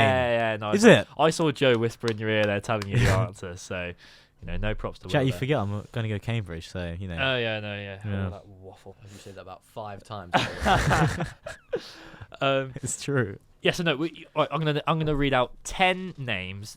Most of them are nicknames, and you've got to tell me if it's a bird or it's a plane. You're going up against each other. So Joe versus Will, not Jack v Will this time. And we're gonna see who comes out on top. Who's got their bird and plane knowledge? Solid. Are we ready? I'm ready. Wait, I'm not ready. Oh. Can I ask a question? Go on. We've got some dramatic music coming into this. As the host, do we win anything? If Yeah. What do we win? I'll tell you the password to the TikTok. Well, I know. Oh, actually, I do actually need that. Yeah. Joe doesn't get that. You get sabotage. You get access. Yeah. Okay. Enough talk. It's time for. Is it a bird or is it a plane? Ooh. Okay. Number 1. A gator. Oh. That's a plane, I reckon. I'm going to say bird. 1-0 to Will. It's a plane. It is a Boeing T-45. Is it American? 43, I'm sorry. Don't ask questions. Okay, number 2. The fork-tailed devil. Definitely a bird. I'm going to have to agree. I'm going to say bird. Really? It's a plane. No way. It should just be called, is it a plane or is it a plane? Can you explain why it's a plane? Yeah, it's a Lockheed P-38 Lightning. Wow. I'm sure someone will know what that means. Yeah, I'm sure. No, this is for some of the dads, listening. Yeah. They got their plane knowledge and also some of their bird knowledge as well. It's quite a dad thing to like birds and planes, I think. Well, some dads. Yeah, they just wish they could my dad fly likes away. birds. I'm not sure about planes though. Yeah, they wish they could fly away from their terrible children. Okay, next one. The tiny sky tyrant. Tiny sky tyrant. Yeah. Has to be a plane. I reckon it's a plane as well.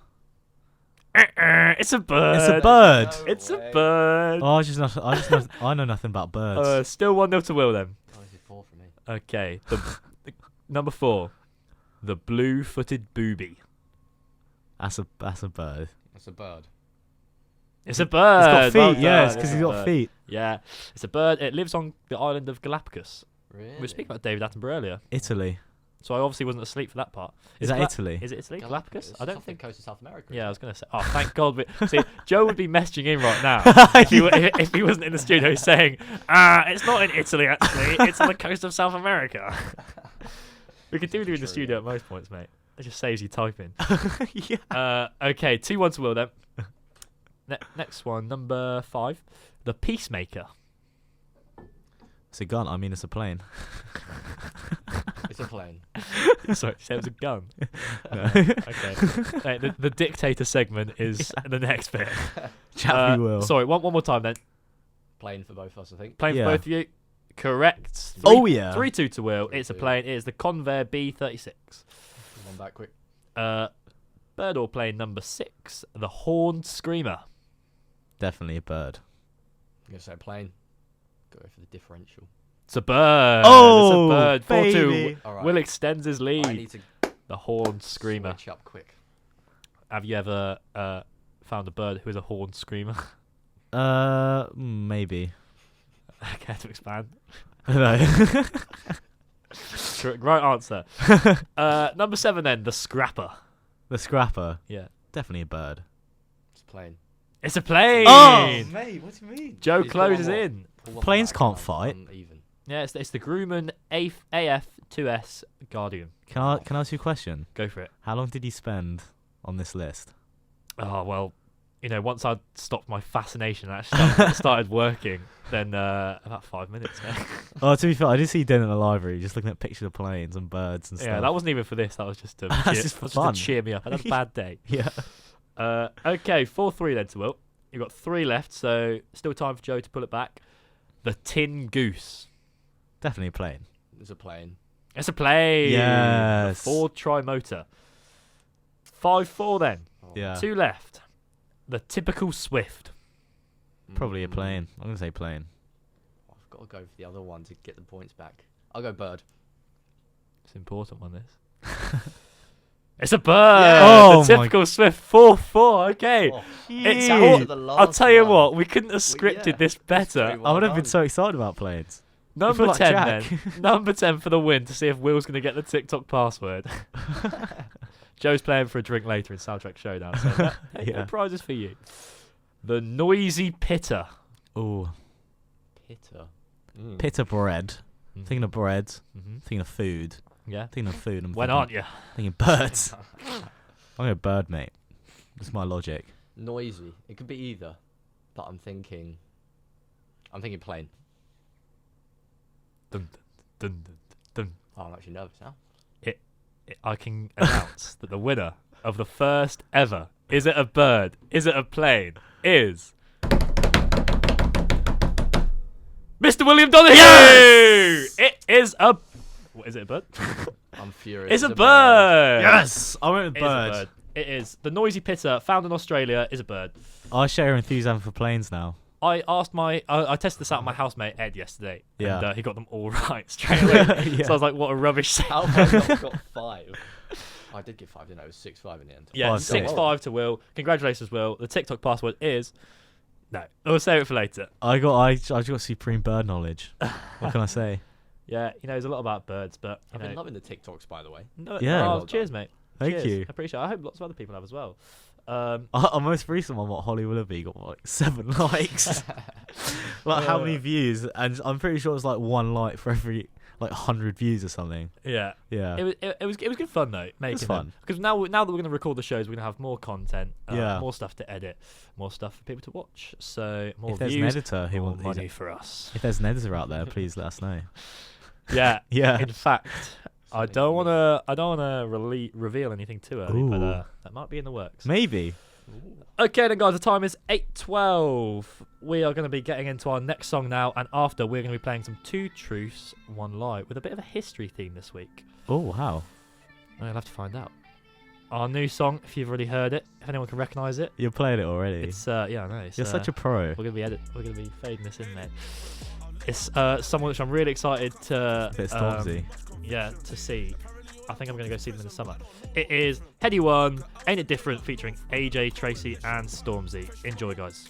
Put some roses where my wrist is. You ain't never made their birthday cake from digestive biscuits. But I have to take lemon juice to test. Every day I look up to the Lord, give thanks for all this litness.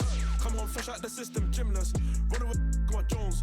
Wood with a camera on me, not the one from Dipset. I still can't mix pleasure with business, sorry, princess. I come a long way from broke days, I got to work and fixed it.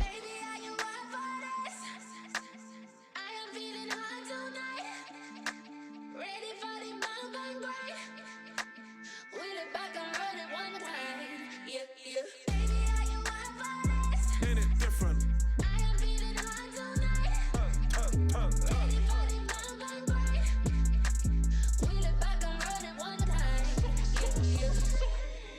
Ain't it different? Spent like 10 years grinding. Covered in diamonds, never been mining. Came through, man, still shining. Car, I was in home food house with and now I'm in Dubai Lyman. Me and Hez landed abroad, 2 new kettles, perfect timing. The new whip's white on white, peanut butter, rose gold lining. You can catch me in Central. Car so done when I press this button, it's gone. I don't do rentals. Air one's fresher than menthol.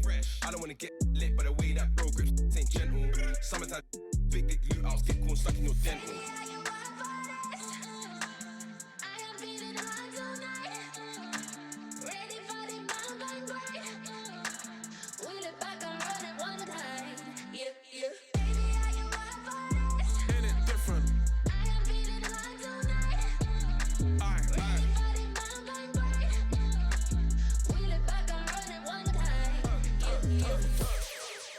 ain't it different?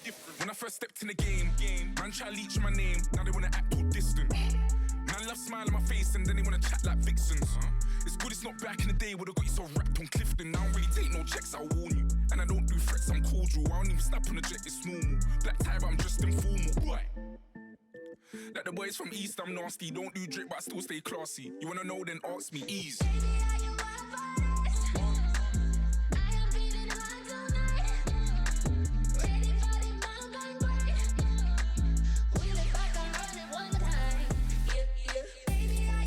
Ain't it different?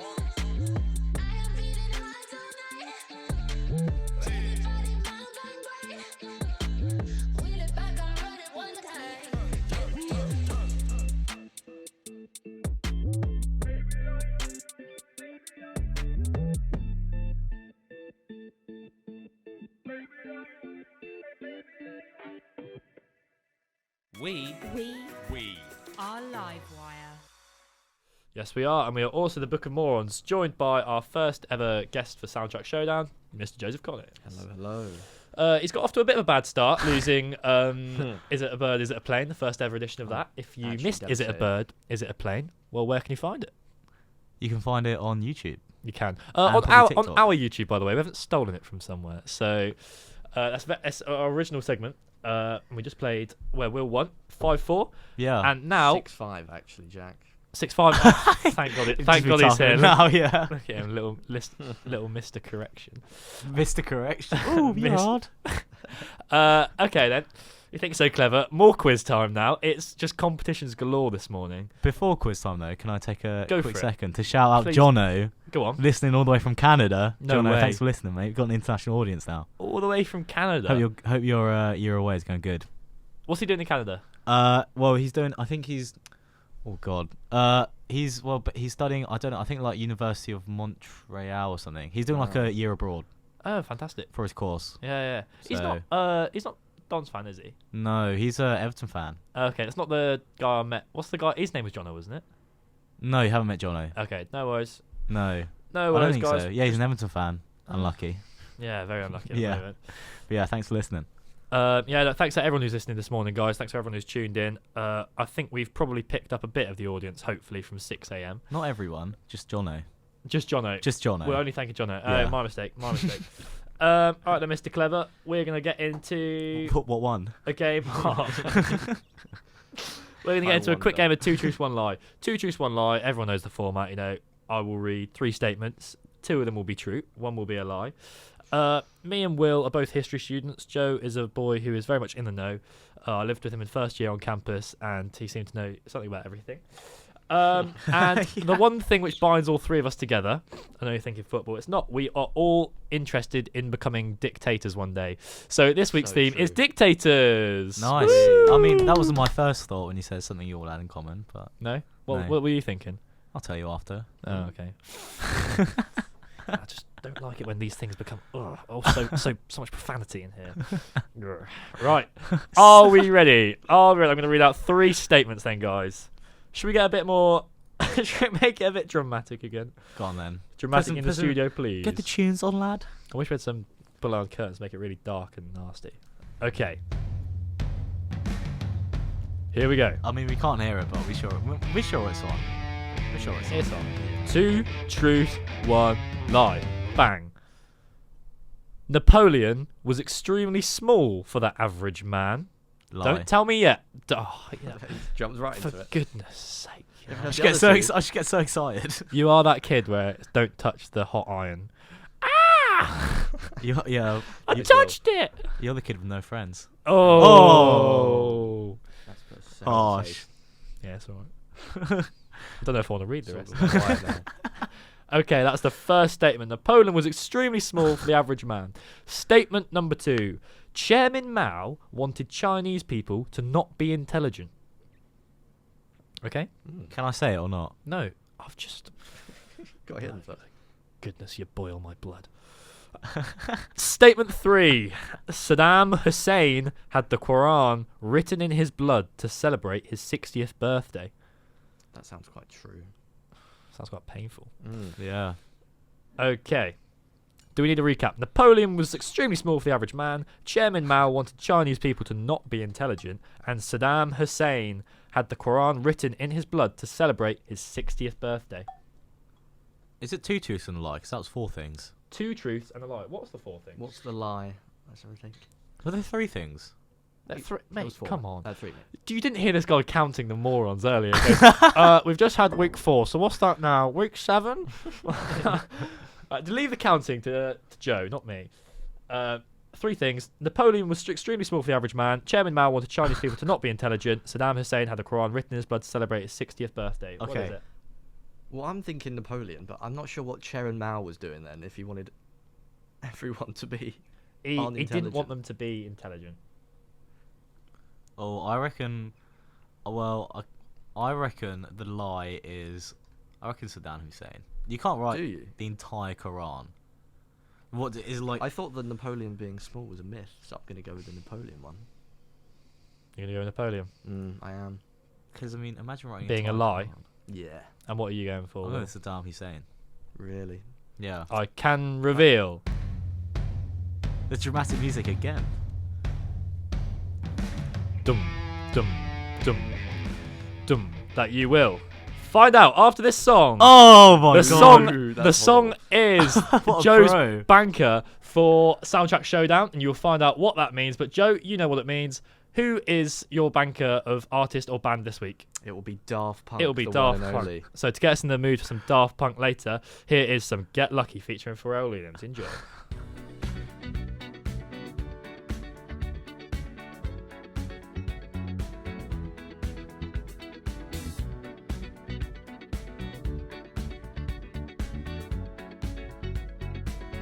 Like the legend of the phoenix, all ends with beginnings. What keeps the planet spinning? The force from the beginning. Love.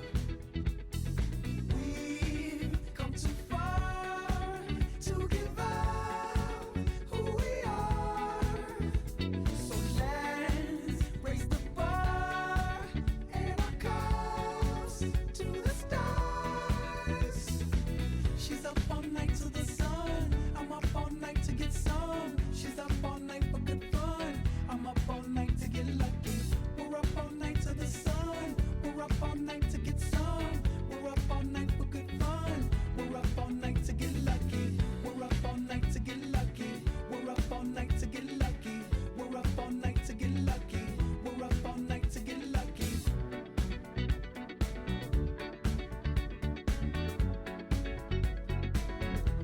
The present has no ribbon. Your gift keeps on giving. What is this I'm feeling? If you wanna leave, I'm with it. We've come too far to give up who we are.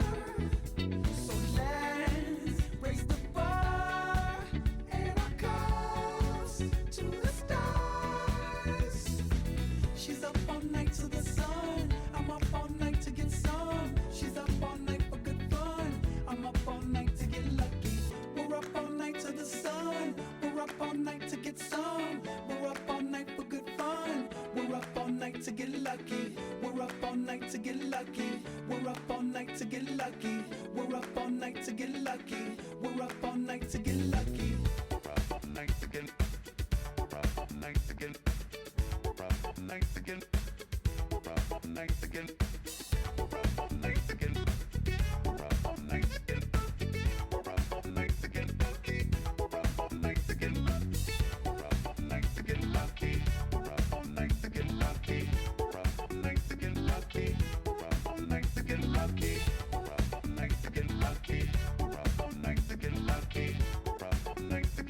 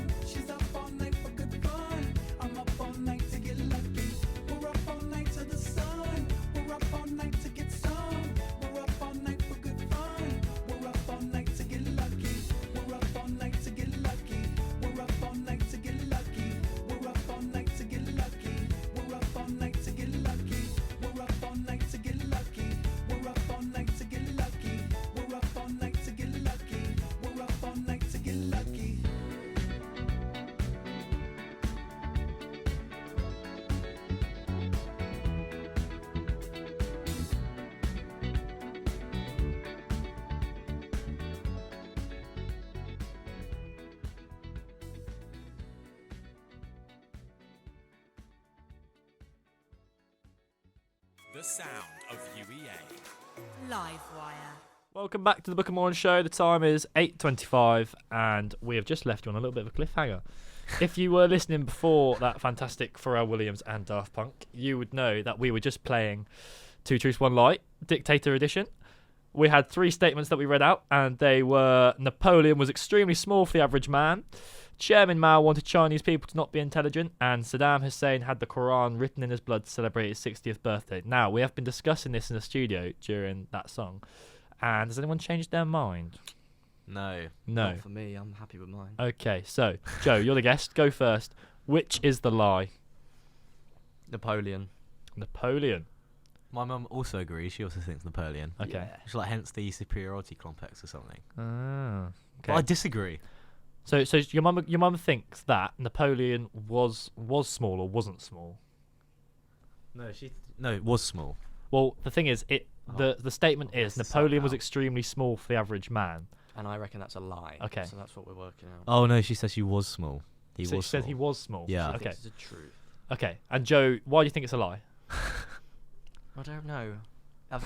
I think it's a complete myth. That's a pretty common thing to think, isn't it? That Napoleon was small. Yeah. All those pictures of him on his horse, it looks tiny, but Yeah. I think that's just a myth. Okay. Will, what one are you going for? I'm going for the Saddam Hussein one. What, Out that of he had left the field. Quran Yeah, written in his blood? Yeah. Okay. Let's get this back. It's back again. No. I can reveal that the statement which is a lie is... Go on. Napoleon was extremely small for the average Yeah. man. Joseph, you were bang on. And my mum. It is... Well, your mum said that he wasn't small. No, Oh, your mum I- said he was small. It is a Don't know, myth. mate. What it is, if you were placing him in today's context, he's small. He was 5'7", Napoleon, but extremely small for the average man. The average not man... small. Yeah. The average... Yeah. It's average. God, I've heard you say that before. They say he at the time the average man was 5'9" in the start of the 1800s. So 5'7" is not extremely small. Like, you wouldn't say if the average man now is 5'10", 5'8" is extremely small. You would say 5'4". So it is a little bit of a trick question. Why it's there is because it's a myth. A lot of people do believe that Napoleon was small. And when I said to my housemates yesterday, I was testing it out, and they said, no, he is small. I know that. I've heard it. So, history is a lot of myth, quite often. Quite a lot of the stories are often myths. Do you have any good myths that you can think of? Any good myths? I'm putting you on the spot here a bit. Any good myth that I can think of? Yeah, any good historical myths? I'm probably going to one that BBC is bigger than BOM. Oh, good shout. Always on theme. Yeah. Historical myths, I'm thinking of what we've learnt recently is that, Neville Chamberlain he wasn't really weak. He was actually a really strong, powerful man. Mm. And everyone thinks he was weak because he submitted to Hitler. Oh, I've got a good one. Go on. Leonidas of Sparta. Contrary to popular belief, he wasn't Scottish like in the film. He was actually Greek. Oh, really? Yeah, because the guy who played him in the film, he's got a Scottish accent. No way. Yeah. I would never know that. It's nice historical accuracy from that film. That's Yeah, another good exactly. Yeah. I just had one there, but I forgot. Good fun. If you enjoyed this week on Two Truths, One Lie, please let us know, and we'll bring it back next week. Yeah, but I can reveal that Chairman Mao did want Chinese people to not be intelligent. He said that too many books is harmful. Yeah, it sounds like him. Yeah. Bit of an odd bloke. Probably to stop uprising and things. And Saddam Hussein had the Quran written in his blood to celebrate his 60th birthday, and it is known as the Blood Quran, done in 1997. Does it still exist? Do you know? So every day is a school day, but today is a soundtrack showdown day, and it is our debut of our new segment. We haven't got a jingle for it yet. We'll take some applications for jingles, but what we do have is a guest for our first week of Soundtrack Showdown, Mr. Joe Collins, who's been playing along with Two Truths, One Lie, and Is It a Bird, Is It a Plane? Now, Soundtrack Showdown. If you listened to us before Christmas, you will know that we played a game called Guess the Song. Yeah. Where me and Will took it in turns to pick songs and we would guess. And we would try and do better than each other had done in the last few weeks. But we must admit, we were telling some porcupines, weren't we, Will? Maybe a few. Yeah, Maybe sometimes a few. we did know what the song was and we pretended we didn't. Yeah, because we have a shared document, don't we? We do a shared document. We did try to cover it up at one point. with a well-known actor. But we were like, no, too much work. Let's just let's pretend not to look. Let's pretend we don't know. Yeah, exactly. So what the format is now, we will still be playing 5 songs and we will still be playing the first 10 to 15 seconds of those songs. However, we will have a guest on every week to play along with Soundtrack Showdown. Yeah. This week we've got Joe Collins.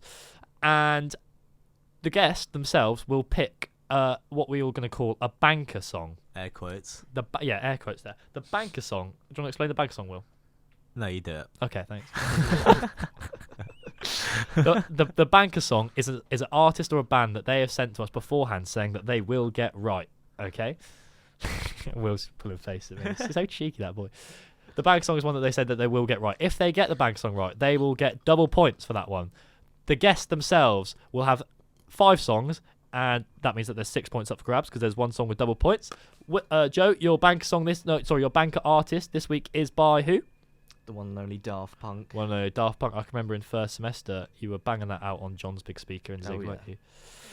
And you actually got me into a couple of their songs. Did you see over Christmas I did a Peloton ride with Daft Punk? It was Daft Punk themed. I saw you did it on Strava, but I didn't see the Daft Punk part. Oh no, it was a Daft Punk themed one. It was quite cool. Really? The guy, so the instructor was saying to me, he was going, just imagine you're at one of the concerts. They're there with with their big metal heads on. You're in the crowd having a great time. Oh, I wish. Oh, no, it was great.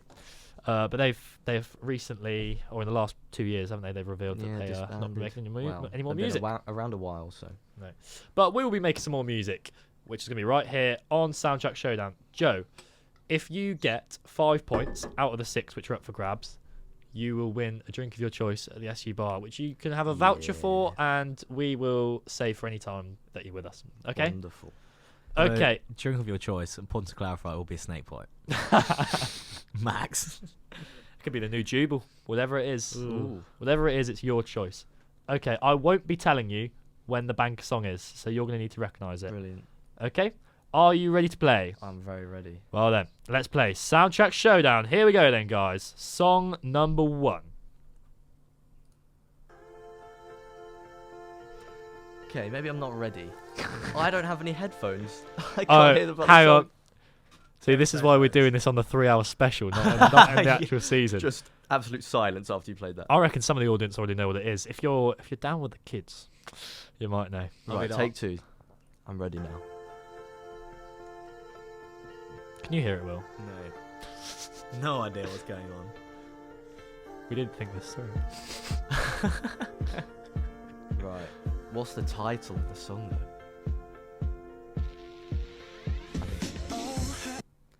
I'm going to go... So, the artist and the song title for the whole point. One of each. Just one will win you half a point. Oh, I know this one. Okay, well, you're not playing, mate. Right. I know it's Bruno Mars. Okay, half a point. I'm going to say Just the Way You Are is the name of the song. Oh. Fantastic shout. Well done. 1 point for Joe. Yeah. Off to a good start. Just the Way You Are by Bruno Mars. Let it play out for a little bit longer. It's a good song, isn't it? It's a great song. I've heard it in a while. Yeah, I know. Got a few throwback songs on here. Yeah, Bruno Mars in general is a bit of a throwback. Yeah. We actually played some Bruno Mars earlier, which was Smoking Out the Window. And it's from it's quite an interesting album song. that he made with, I don't know who he did it with, but it was, I don't know. It was good. We'll find that out for you later. Okay, song number 2. Are you ready? I'm ready. Let's get into it. Oh, great tune. Great tune, isn't it? Yeah. Okay. Give you some thinking time. What's the title? Oh. It's difficult. I know the artist because it's such a weird name, isn't it? Everyone will know the tune. It's naming the title and the artist because it is difficult. Oh, what's the name of it? Oh. Right. For the artist, I'm going to go Kungs and Cooking on 3 Burners. Oh, fantastic. And the name of the song. But I've got that, which is the hard part. That is the title? That's the bit which I thought would trick you. I knew the title, but I had to make sure I had the artist down here so I wouldn't get it wrong. Oh, no. I might not get Slipping this. you. Give it a go. Any random one. Might as well. Oh, no. Oh, mate. It's slipping you? It's gone. No worries. I can't remember it. Okay, you're on 1.5 points and half points for Kungs versus Cooking on 3 Burners. It is called This Girl. Of course. See, I'm happy with the artist for that because I don't reckon many people be able to get that. Yeah. No, the artist is the hardest part. I should really give you 0.75, but no. It's a great song. Yeah. It is a great song. Right, song number 3 then. Here we go.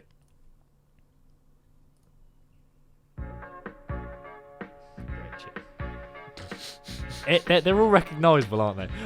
Will hasn't got any headphones on, so he's just nodding his head. He doesn't know what's going on. Can you sing it, Jack? It's not got much lyrics. Oh, I know this one. Okay, you ready? I'm ready. What's it called? It's called Lady Hear Me Tonight. Correct. And it's by, I believe it's pronounced Mojo. Oh, yeah, we'll give you that. Wow. I have it down as Mojo, but Mojo. It's Modjo. Yeah, I think it's meant to be pronounced Mojo. See, we knew we got a specialist on to do the first one, the Soundtrack Showdown. That is 2.5 out of 3. That's when a great really song as well. Yeah, it is a great song, isn't it? Okay, song number 4 then. Here we go. Oh.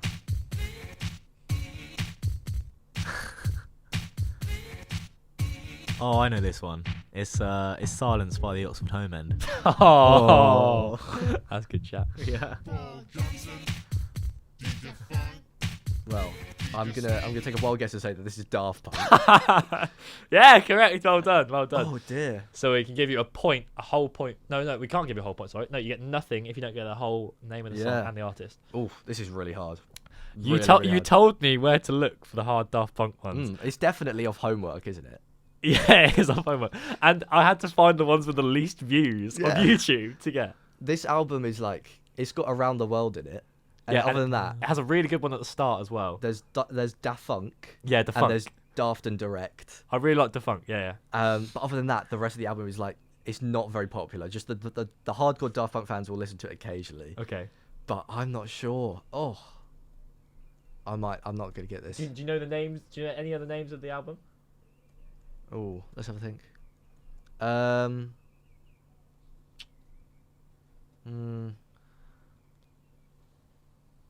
trying to think which one it could be. Oh, it's difficult. Shall we play it some more? If you don't mind. By the way, this Daft Punk knowledge is elite. I've never met someone. I'm not doing any favours here. I've never met someone with better Daft Punk knowledge. Oh no! I'm so furious with myself that I don't know this. Oh, I don't know it. Oh, it's the first episode of Soundtrack Showdown and they haven't got their banker. No. Oh, this was the banker. Yeah, this was the banker. This one that couldn't fail. It never failed. He knew it was Daft Punk. It is called You're Gonna Kick Yourself. Teachers. Wow. You got homework? Yeah, no. He knew the album. He knew songs on the album. He knew it was Daft Punk, but he didn't know it was Teachers by Daft Punk. The song is a tribute to all of the influences of Daft Punk, from which the term teachers is the people who sort of taught them about their music. Wow. So then he carries on to just go DJ Butter, DJ Johnson. Like, if you can hear it. Yeah, they just read out like all the influences, which is quite cool. They're so good, Daft Punk. Yeah, they are so good. They're so unique. Would that be your dream concert, do you think? Oh, absolutely. I've said this so many times. Yeah. So, Daft Punk. Brilliant that they've disbanded before it can make it happen, but oh well. Yeah, you know, maybe one day. I mean, a reunion, I will be there. Anywhere on the planet Earth, I will be there. Yeah, they'll sell like hotcakes, but they will. Yeah, but I know you and hotcakes. Right, you're on 2.5 out of 5. Anyone who's done their maths, no, sorry, you're on 2.5 out of a potential 5. Yeah.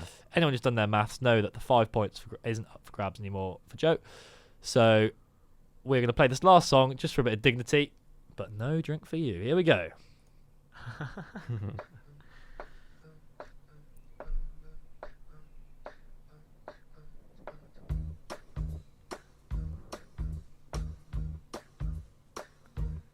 It's lovely hearing these birds. Oh. Yeah. Oh, how's it? I may have just played a lyric in it, which gives it away a little bit. Yeah. Who's it by though? Oh, do you know what it's called? Oh, that Daft Punk one's really unsettled you, mate, hasn't it? I'm gonna say "Love You So." Unlucky. It's called "She Said" by Plan B. That's Plan B. That is Plan B. No, yeah, I wouldn't have got that. She Said Plan B. 2.5 then on the first episode of Soundtrack Showdown. You know, I'll take that considering how hard Daft Punk's first album is to guess. Yeah, you did say go. If you hadn't given me that, I probably would have gone for something like The Funk or something, which you would have got that. Yeah, it would have been easy. 2.5 then out of potential 6 points. You did very well considering that you really did get 3 right. It was just this girl which you couldn't. Yeah, that's annoying. I should have got that though. And you knew it was Daft Punk. But that soundtrack showdown, it is going to be the hardest game on UEA Livewire. Take that, IKEA, or no idea. No, can I just say that game is ridiculously hard. When we went on and played, I'm pretty sure even Will beat me, which says a lot. What do you mean? As I keep saying, what do you mean? Cambridge alumni over here. But no, that was Soundtrack Showdown. We'll be back next time to play a bit more Soundtrack Showdown. No, wait, correction. I'll be back next time. Yeah, you'll be back. It's looking unlikely that I'm going to be able to make next week's show, so you have to tune in to see who the mystery guest is going to be. Yeah. Okay, the time is 8:41. After the break, we are going to be listening to a little bit of story time, which our guests are now going to come on and tell us a quick story about UEA that they've enjoyed. Until then, we're going to get into some anti-hero. Here we go. I need a hero. I have this thing where I get older, but just never wiser. Midnights become my afternoons. When my depression works the graveyard shift, all of the people I've ghosted stand there in the room. I should not be left to my own devices. They come with prices and vices. I end up in crisis. All this time, I wake up screaming from dreaming. One day I'll watch as you're leaving, 'cause you got tired of my scheming. For the last time, it's me. Hi, I'm the problem, it's me. At tea time, everybody agrees. I'll stare directly at the sun, but never in the mirror. It must be exhausting, always rooting for the anti-hero.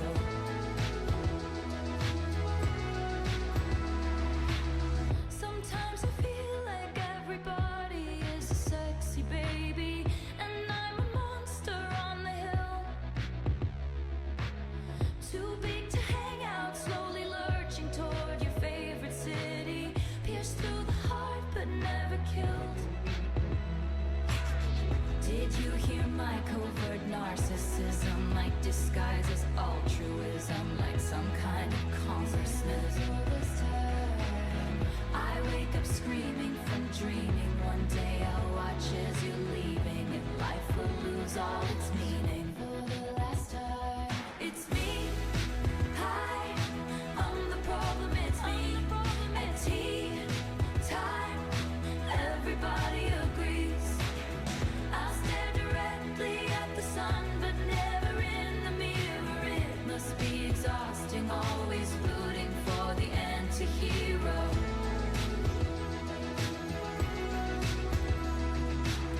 I have this dream, my daughter-in-law kills me for the money.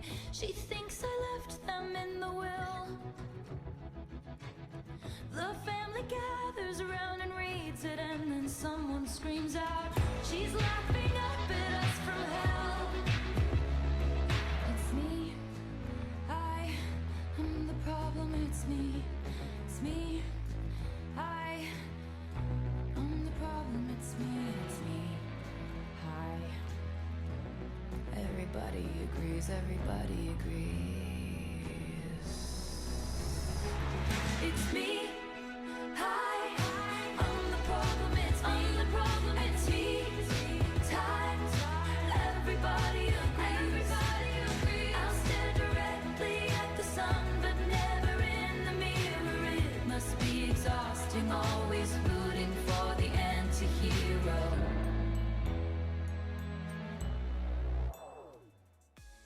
You're listening to the Book of Morons radio show, here on Livewire 1350, the sound of UEA. That's right, you're listening to the Book of Morons. The time is 8:45. We have done 2 hours 45 of radio this morning from 6 a.m. Wow. We have, after this, we have, oh God, I did know. I apologise. It's Jade H, I believe. I think I've got that right. Yeah, it is Jade H who's on after us. Just give us a little thumbs up from outside. and that will be and then that will be counting down the last 3 hours until the 48-hour broadcast is over. Yeah. So that will be hour 46 for JH. Anyway, our first edition of Storytime is now coming up, guys. Do you have a jingle for that? Yeah, go on then, Will. All they say is story. I don't know. It's story time. It's a work in progress. It's a work in progress. But yeah, no, so each time our guests are going to come on and they're going to tell us a story that they have heard or they've been involved in since they were at UEA. So, Joseph, without further ado, the mic and the stage is yours. Brilliant. It's quite a recent one. Out of all the time I've been at UEA, been, 3 years now? Almost, yeah. This happened, cast your mind back to the World Cup final day. So we're going a couple months back. Yeah. Back to December. France, Argentina. The night before, I'd gone out with people from work. This was like the first time I work at Weatherspoons. Yeah. Great bunch. Obviously, everyone sort of my age with that Weatherspoons vibe, just being uni students and young people desperately in need of money. Yeah. Do you reckon any of them are listening? I hope so. I did tell them all. I told them all, I'm up early for this show. I doubt any of them are up early. And if they are, it's probably because they have to be working. So yeah, no, true. Put them in a good mood anyway. So we go out to Loft in Norwich on a night out, and one of the girls, her name's lovely girl, comes back and stays at mine for the night. Ooh. And I've got to be up early the next day to go home after the World Cup final, get my train back home to London for the whole of Christmas. Yeah. So it was a bit of a chaotic day, chaotic morning. So anyway, we wake up, she goes, and then I go off to watch the World Cup final, get my train, go back to London. Fast forward a month and a half, and I'm back in Norwich, ready for my first shift back after the Christmas period. Yeah, buzzing. And I go into work, I go upstairs, and someone you might know actually. Yes, friend of Jess. Yeah. She comes up to me whilst I'm just working away, just running drinks out to the floor, and she's like, "Joe, you got to tell me about what happened." I'm like, "Right, what happened?" And she's like, "About you and." And I go, "What do you mean about me?" "About you wetting the bed." Oh, Joe. And so at that moment, I'm trying to run glasses out to the floor, and my heart just sinks. I've gone back to London for a month. Yeah. And I've come back and I'm under the impression that I've wet the bed with this poor lovely girl in it. So anyway, about 15 minutes goes, and I'm just running drinks through the floor. And I talked to one of the team leaders, practically a manager there. Yeah. And I'm like, "Did you know about this?" And he says, "Yeah, she feels so bad about it." And I'm like, "What?" And I genuinely thought that she had told everyone that I'd wet the bed with her in it. Yeah. And apparently, at that moment, I found out it was her. Oh my goodness! Plot twist. So I had gone back to London. Yeah. And obviously not got back in my bed. Mm-hmm. So I'd come back. Yeah. Not even known that anyone wet the bed because I'd come back. No. And I just slept in the bed that's been wet. Oh, disgusting. That is so grim. But I forgive her. She's lovely. So. Yeah, fair play. Oh, you're good man for forgiving her. But I bet that moment was a bit of a weird one when you realise, oh, thank God it wasn't me who wet the bed. And then you realise, no, actually, I've slept in someone else's. Near enough fell to my knees when I found out it wasn't actually me. What, as in happy? Yes, of course. Yeah. Was it not smelly? Did the smell not That's what everyone said, actually, but no. You've gone nose blind. Oh, that's pretty bad. Oh, that's a fantastic way to start off our first story time. Yeah, I enjoyed that, Joe. You told that story very well. I like how you fabricated that it wasn't you. Get that apart in. Anyway, thank you very much for that, Joe. I know you've been preparing that for a while. Your job here isn't done quite yet, though, for Book of Morons, as the show wouldn't be called the Book of Morons if we didn't have a Book of Morons going in each week. So earlier in the show, if you were awake, it was around about 6:30 we were doing it. Yeah. Will and I proposed 3 morons who had been the most moronic over the Christmas break. Who were they, Will? Well, first of all, you got Mr. Andrew Tate. You do? For being in prison. Mm-hmm. You've got Prince Harry for leaving the royal family. Yeah.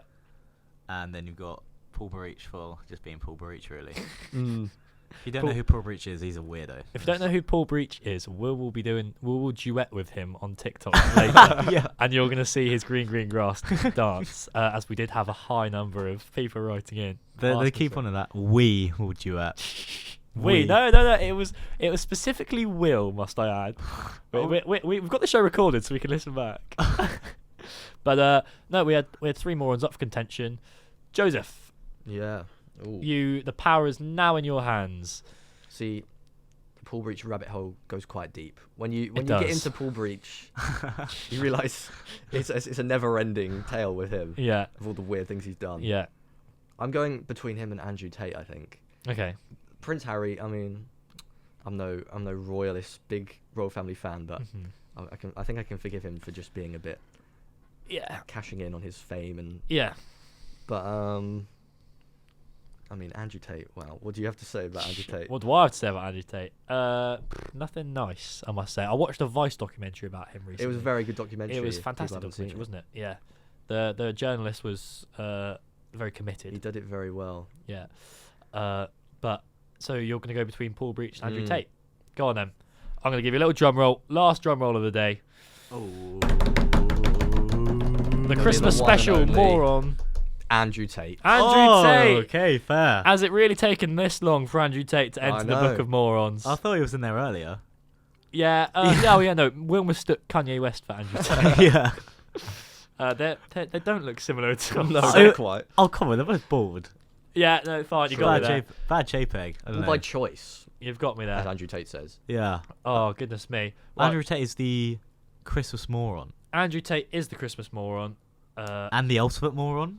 He is. The all-time moron. The all-time moron. He is. He has been all over the news for the last 2 months, and we even got to interview him, luckily enough. So even though he was accommodating on the interview, and we did have some fun in the Romanian prison with all of the other inmates afterwards, Twister, we are going to put you in the Book of Morons, Andrew Tate, or Joe's going to put you in the Book of Morons, and I agree. Twister, I'm going to make you my mister. Okay, playing us out then. Joe, thank you very much Thank you so much for having me. Coming on the show. Oh, no, you've been a pleasure, mate. I'm very sorry you didn't get to win Soundtrack Showdown, or Is It a Bird, Is It a Plane? But you did get the 2 truths, 1 right. Yeah, season 3, you'll be back. Okay then, Joe, as your banker was Daft Punk, we're going to be having a little bit of Around the World to play us out. Tune. Right then, until next week, the Book of Morons will be back. But until then, you're going to have to stay tuned on our Instagram and TikTok for any updates. We will be posting clips, hopefully from here, if we can find any, onto the TikTok. And we will be revealing the YouTube channel coming very soon. Ooh. Until then, goodbye, guys. Adios. Adios.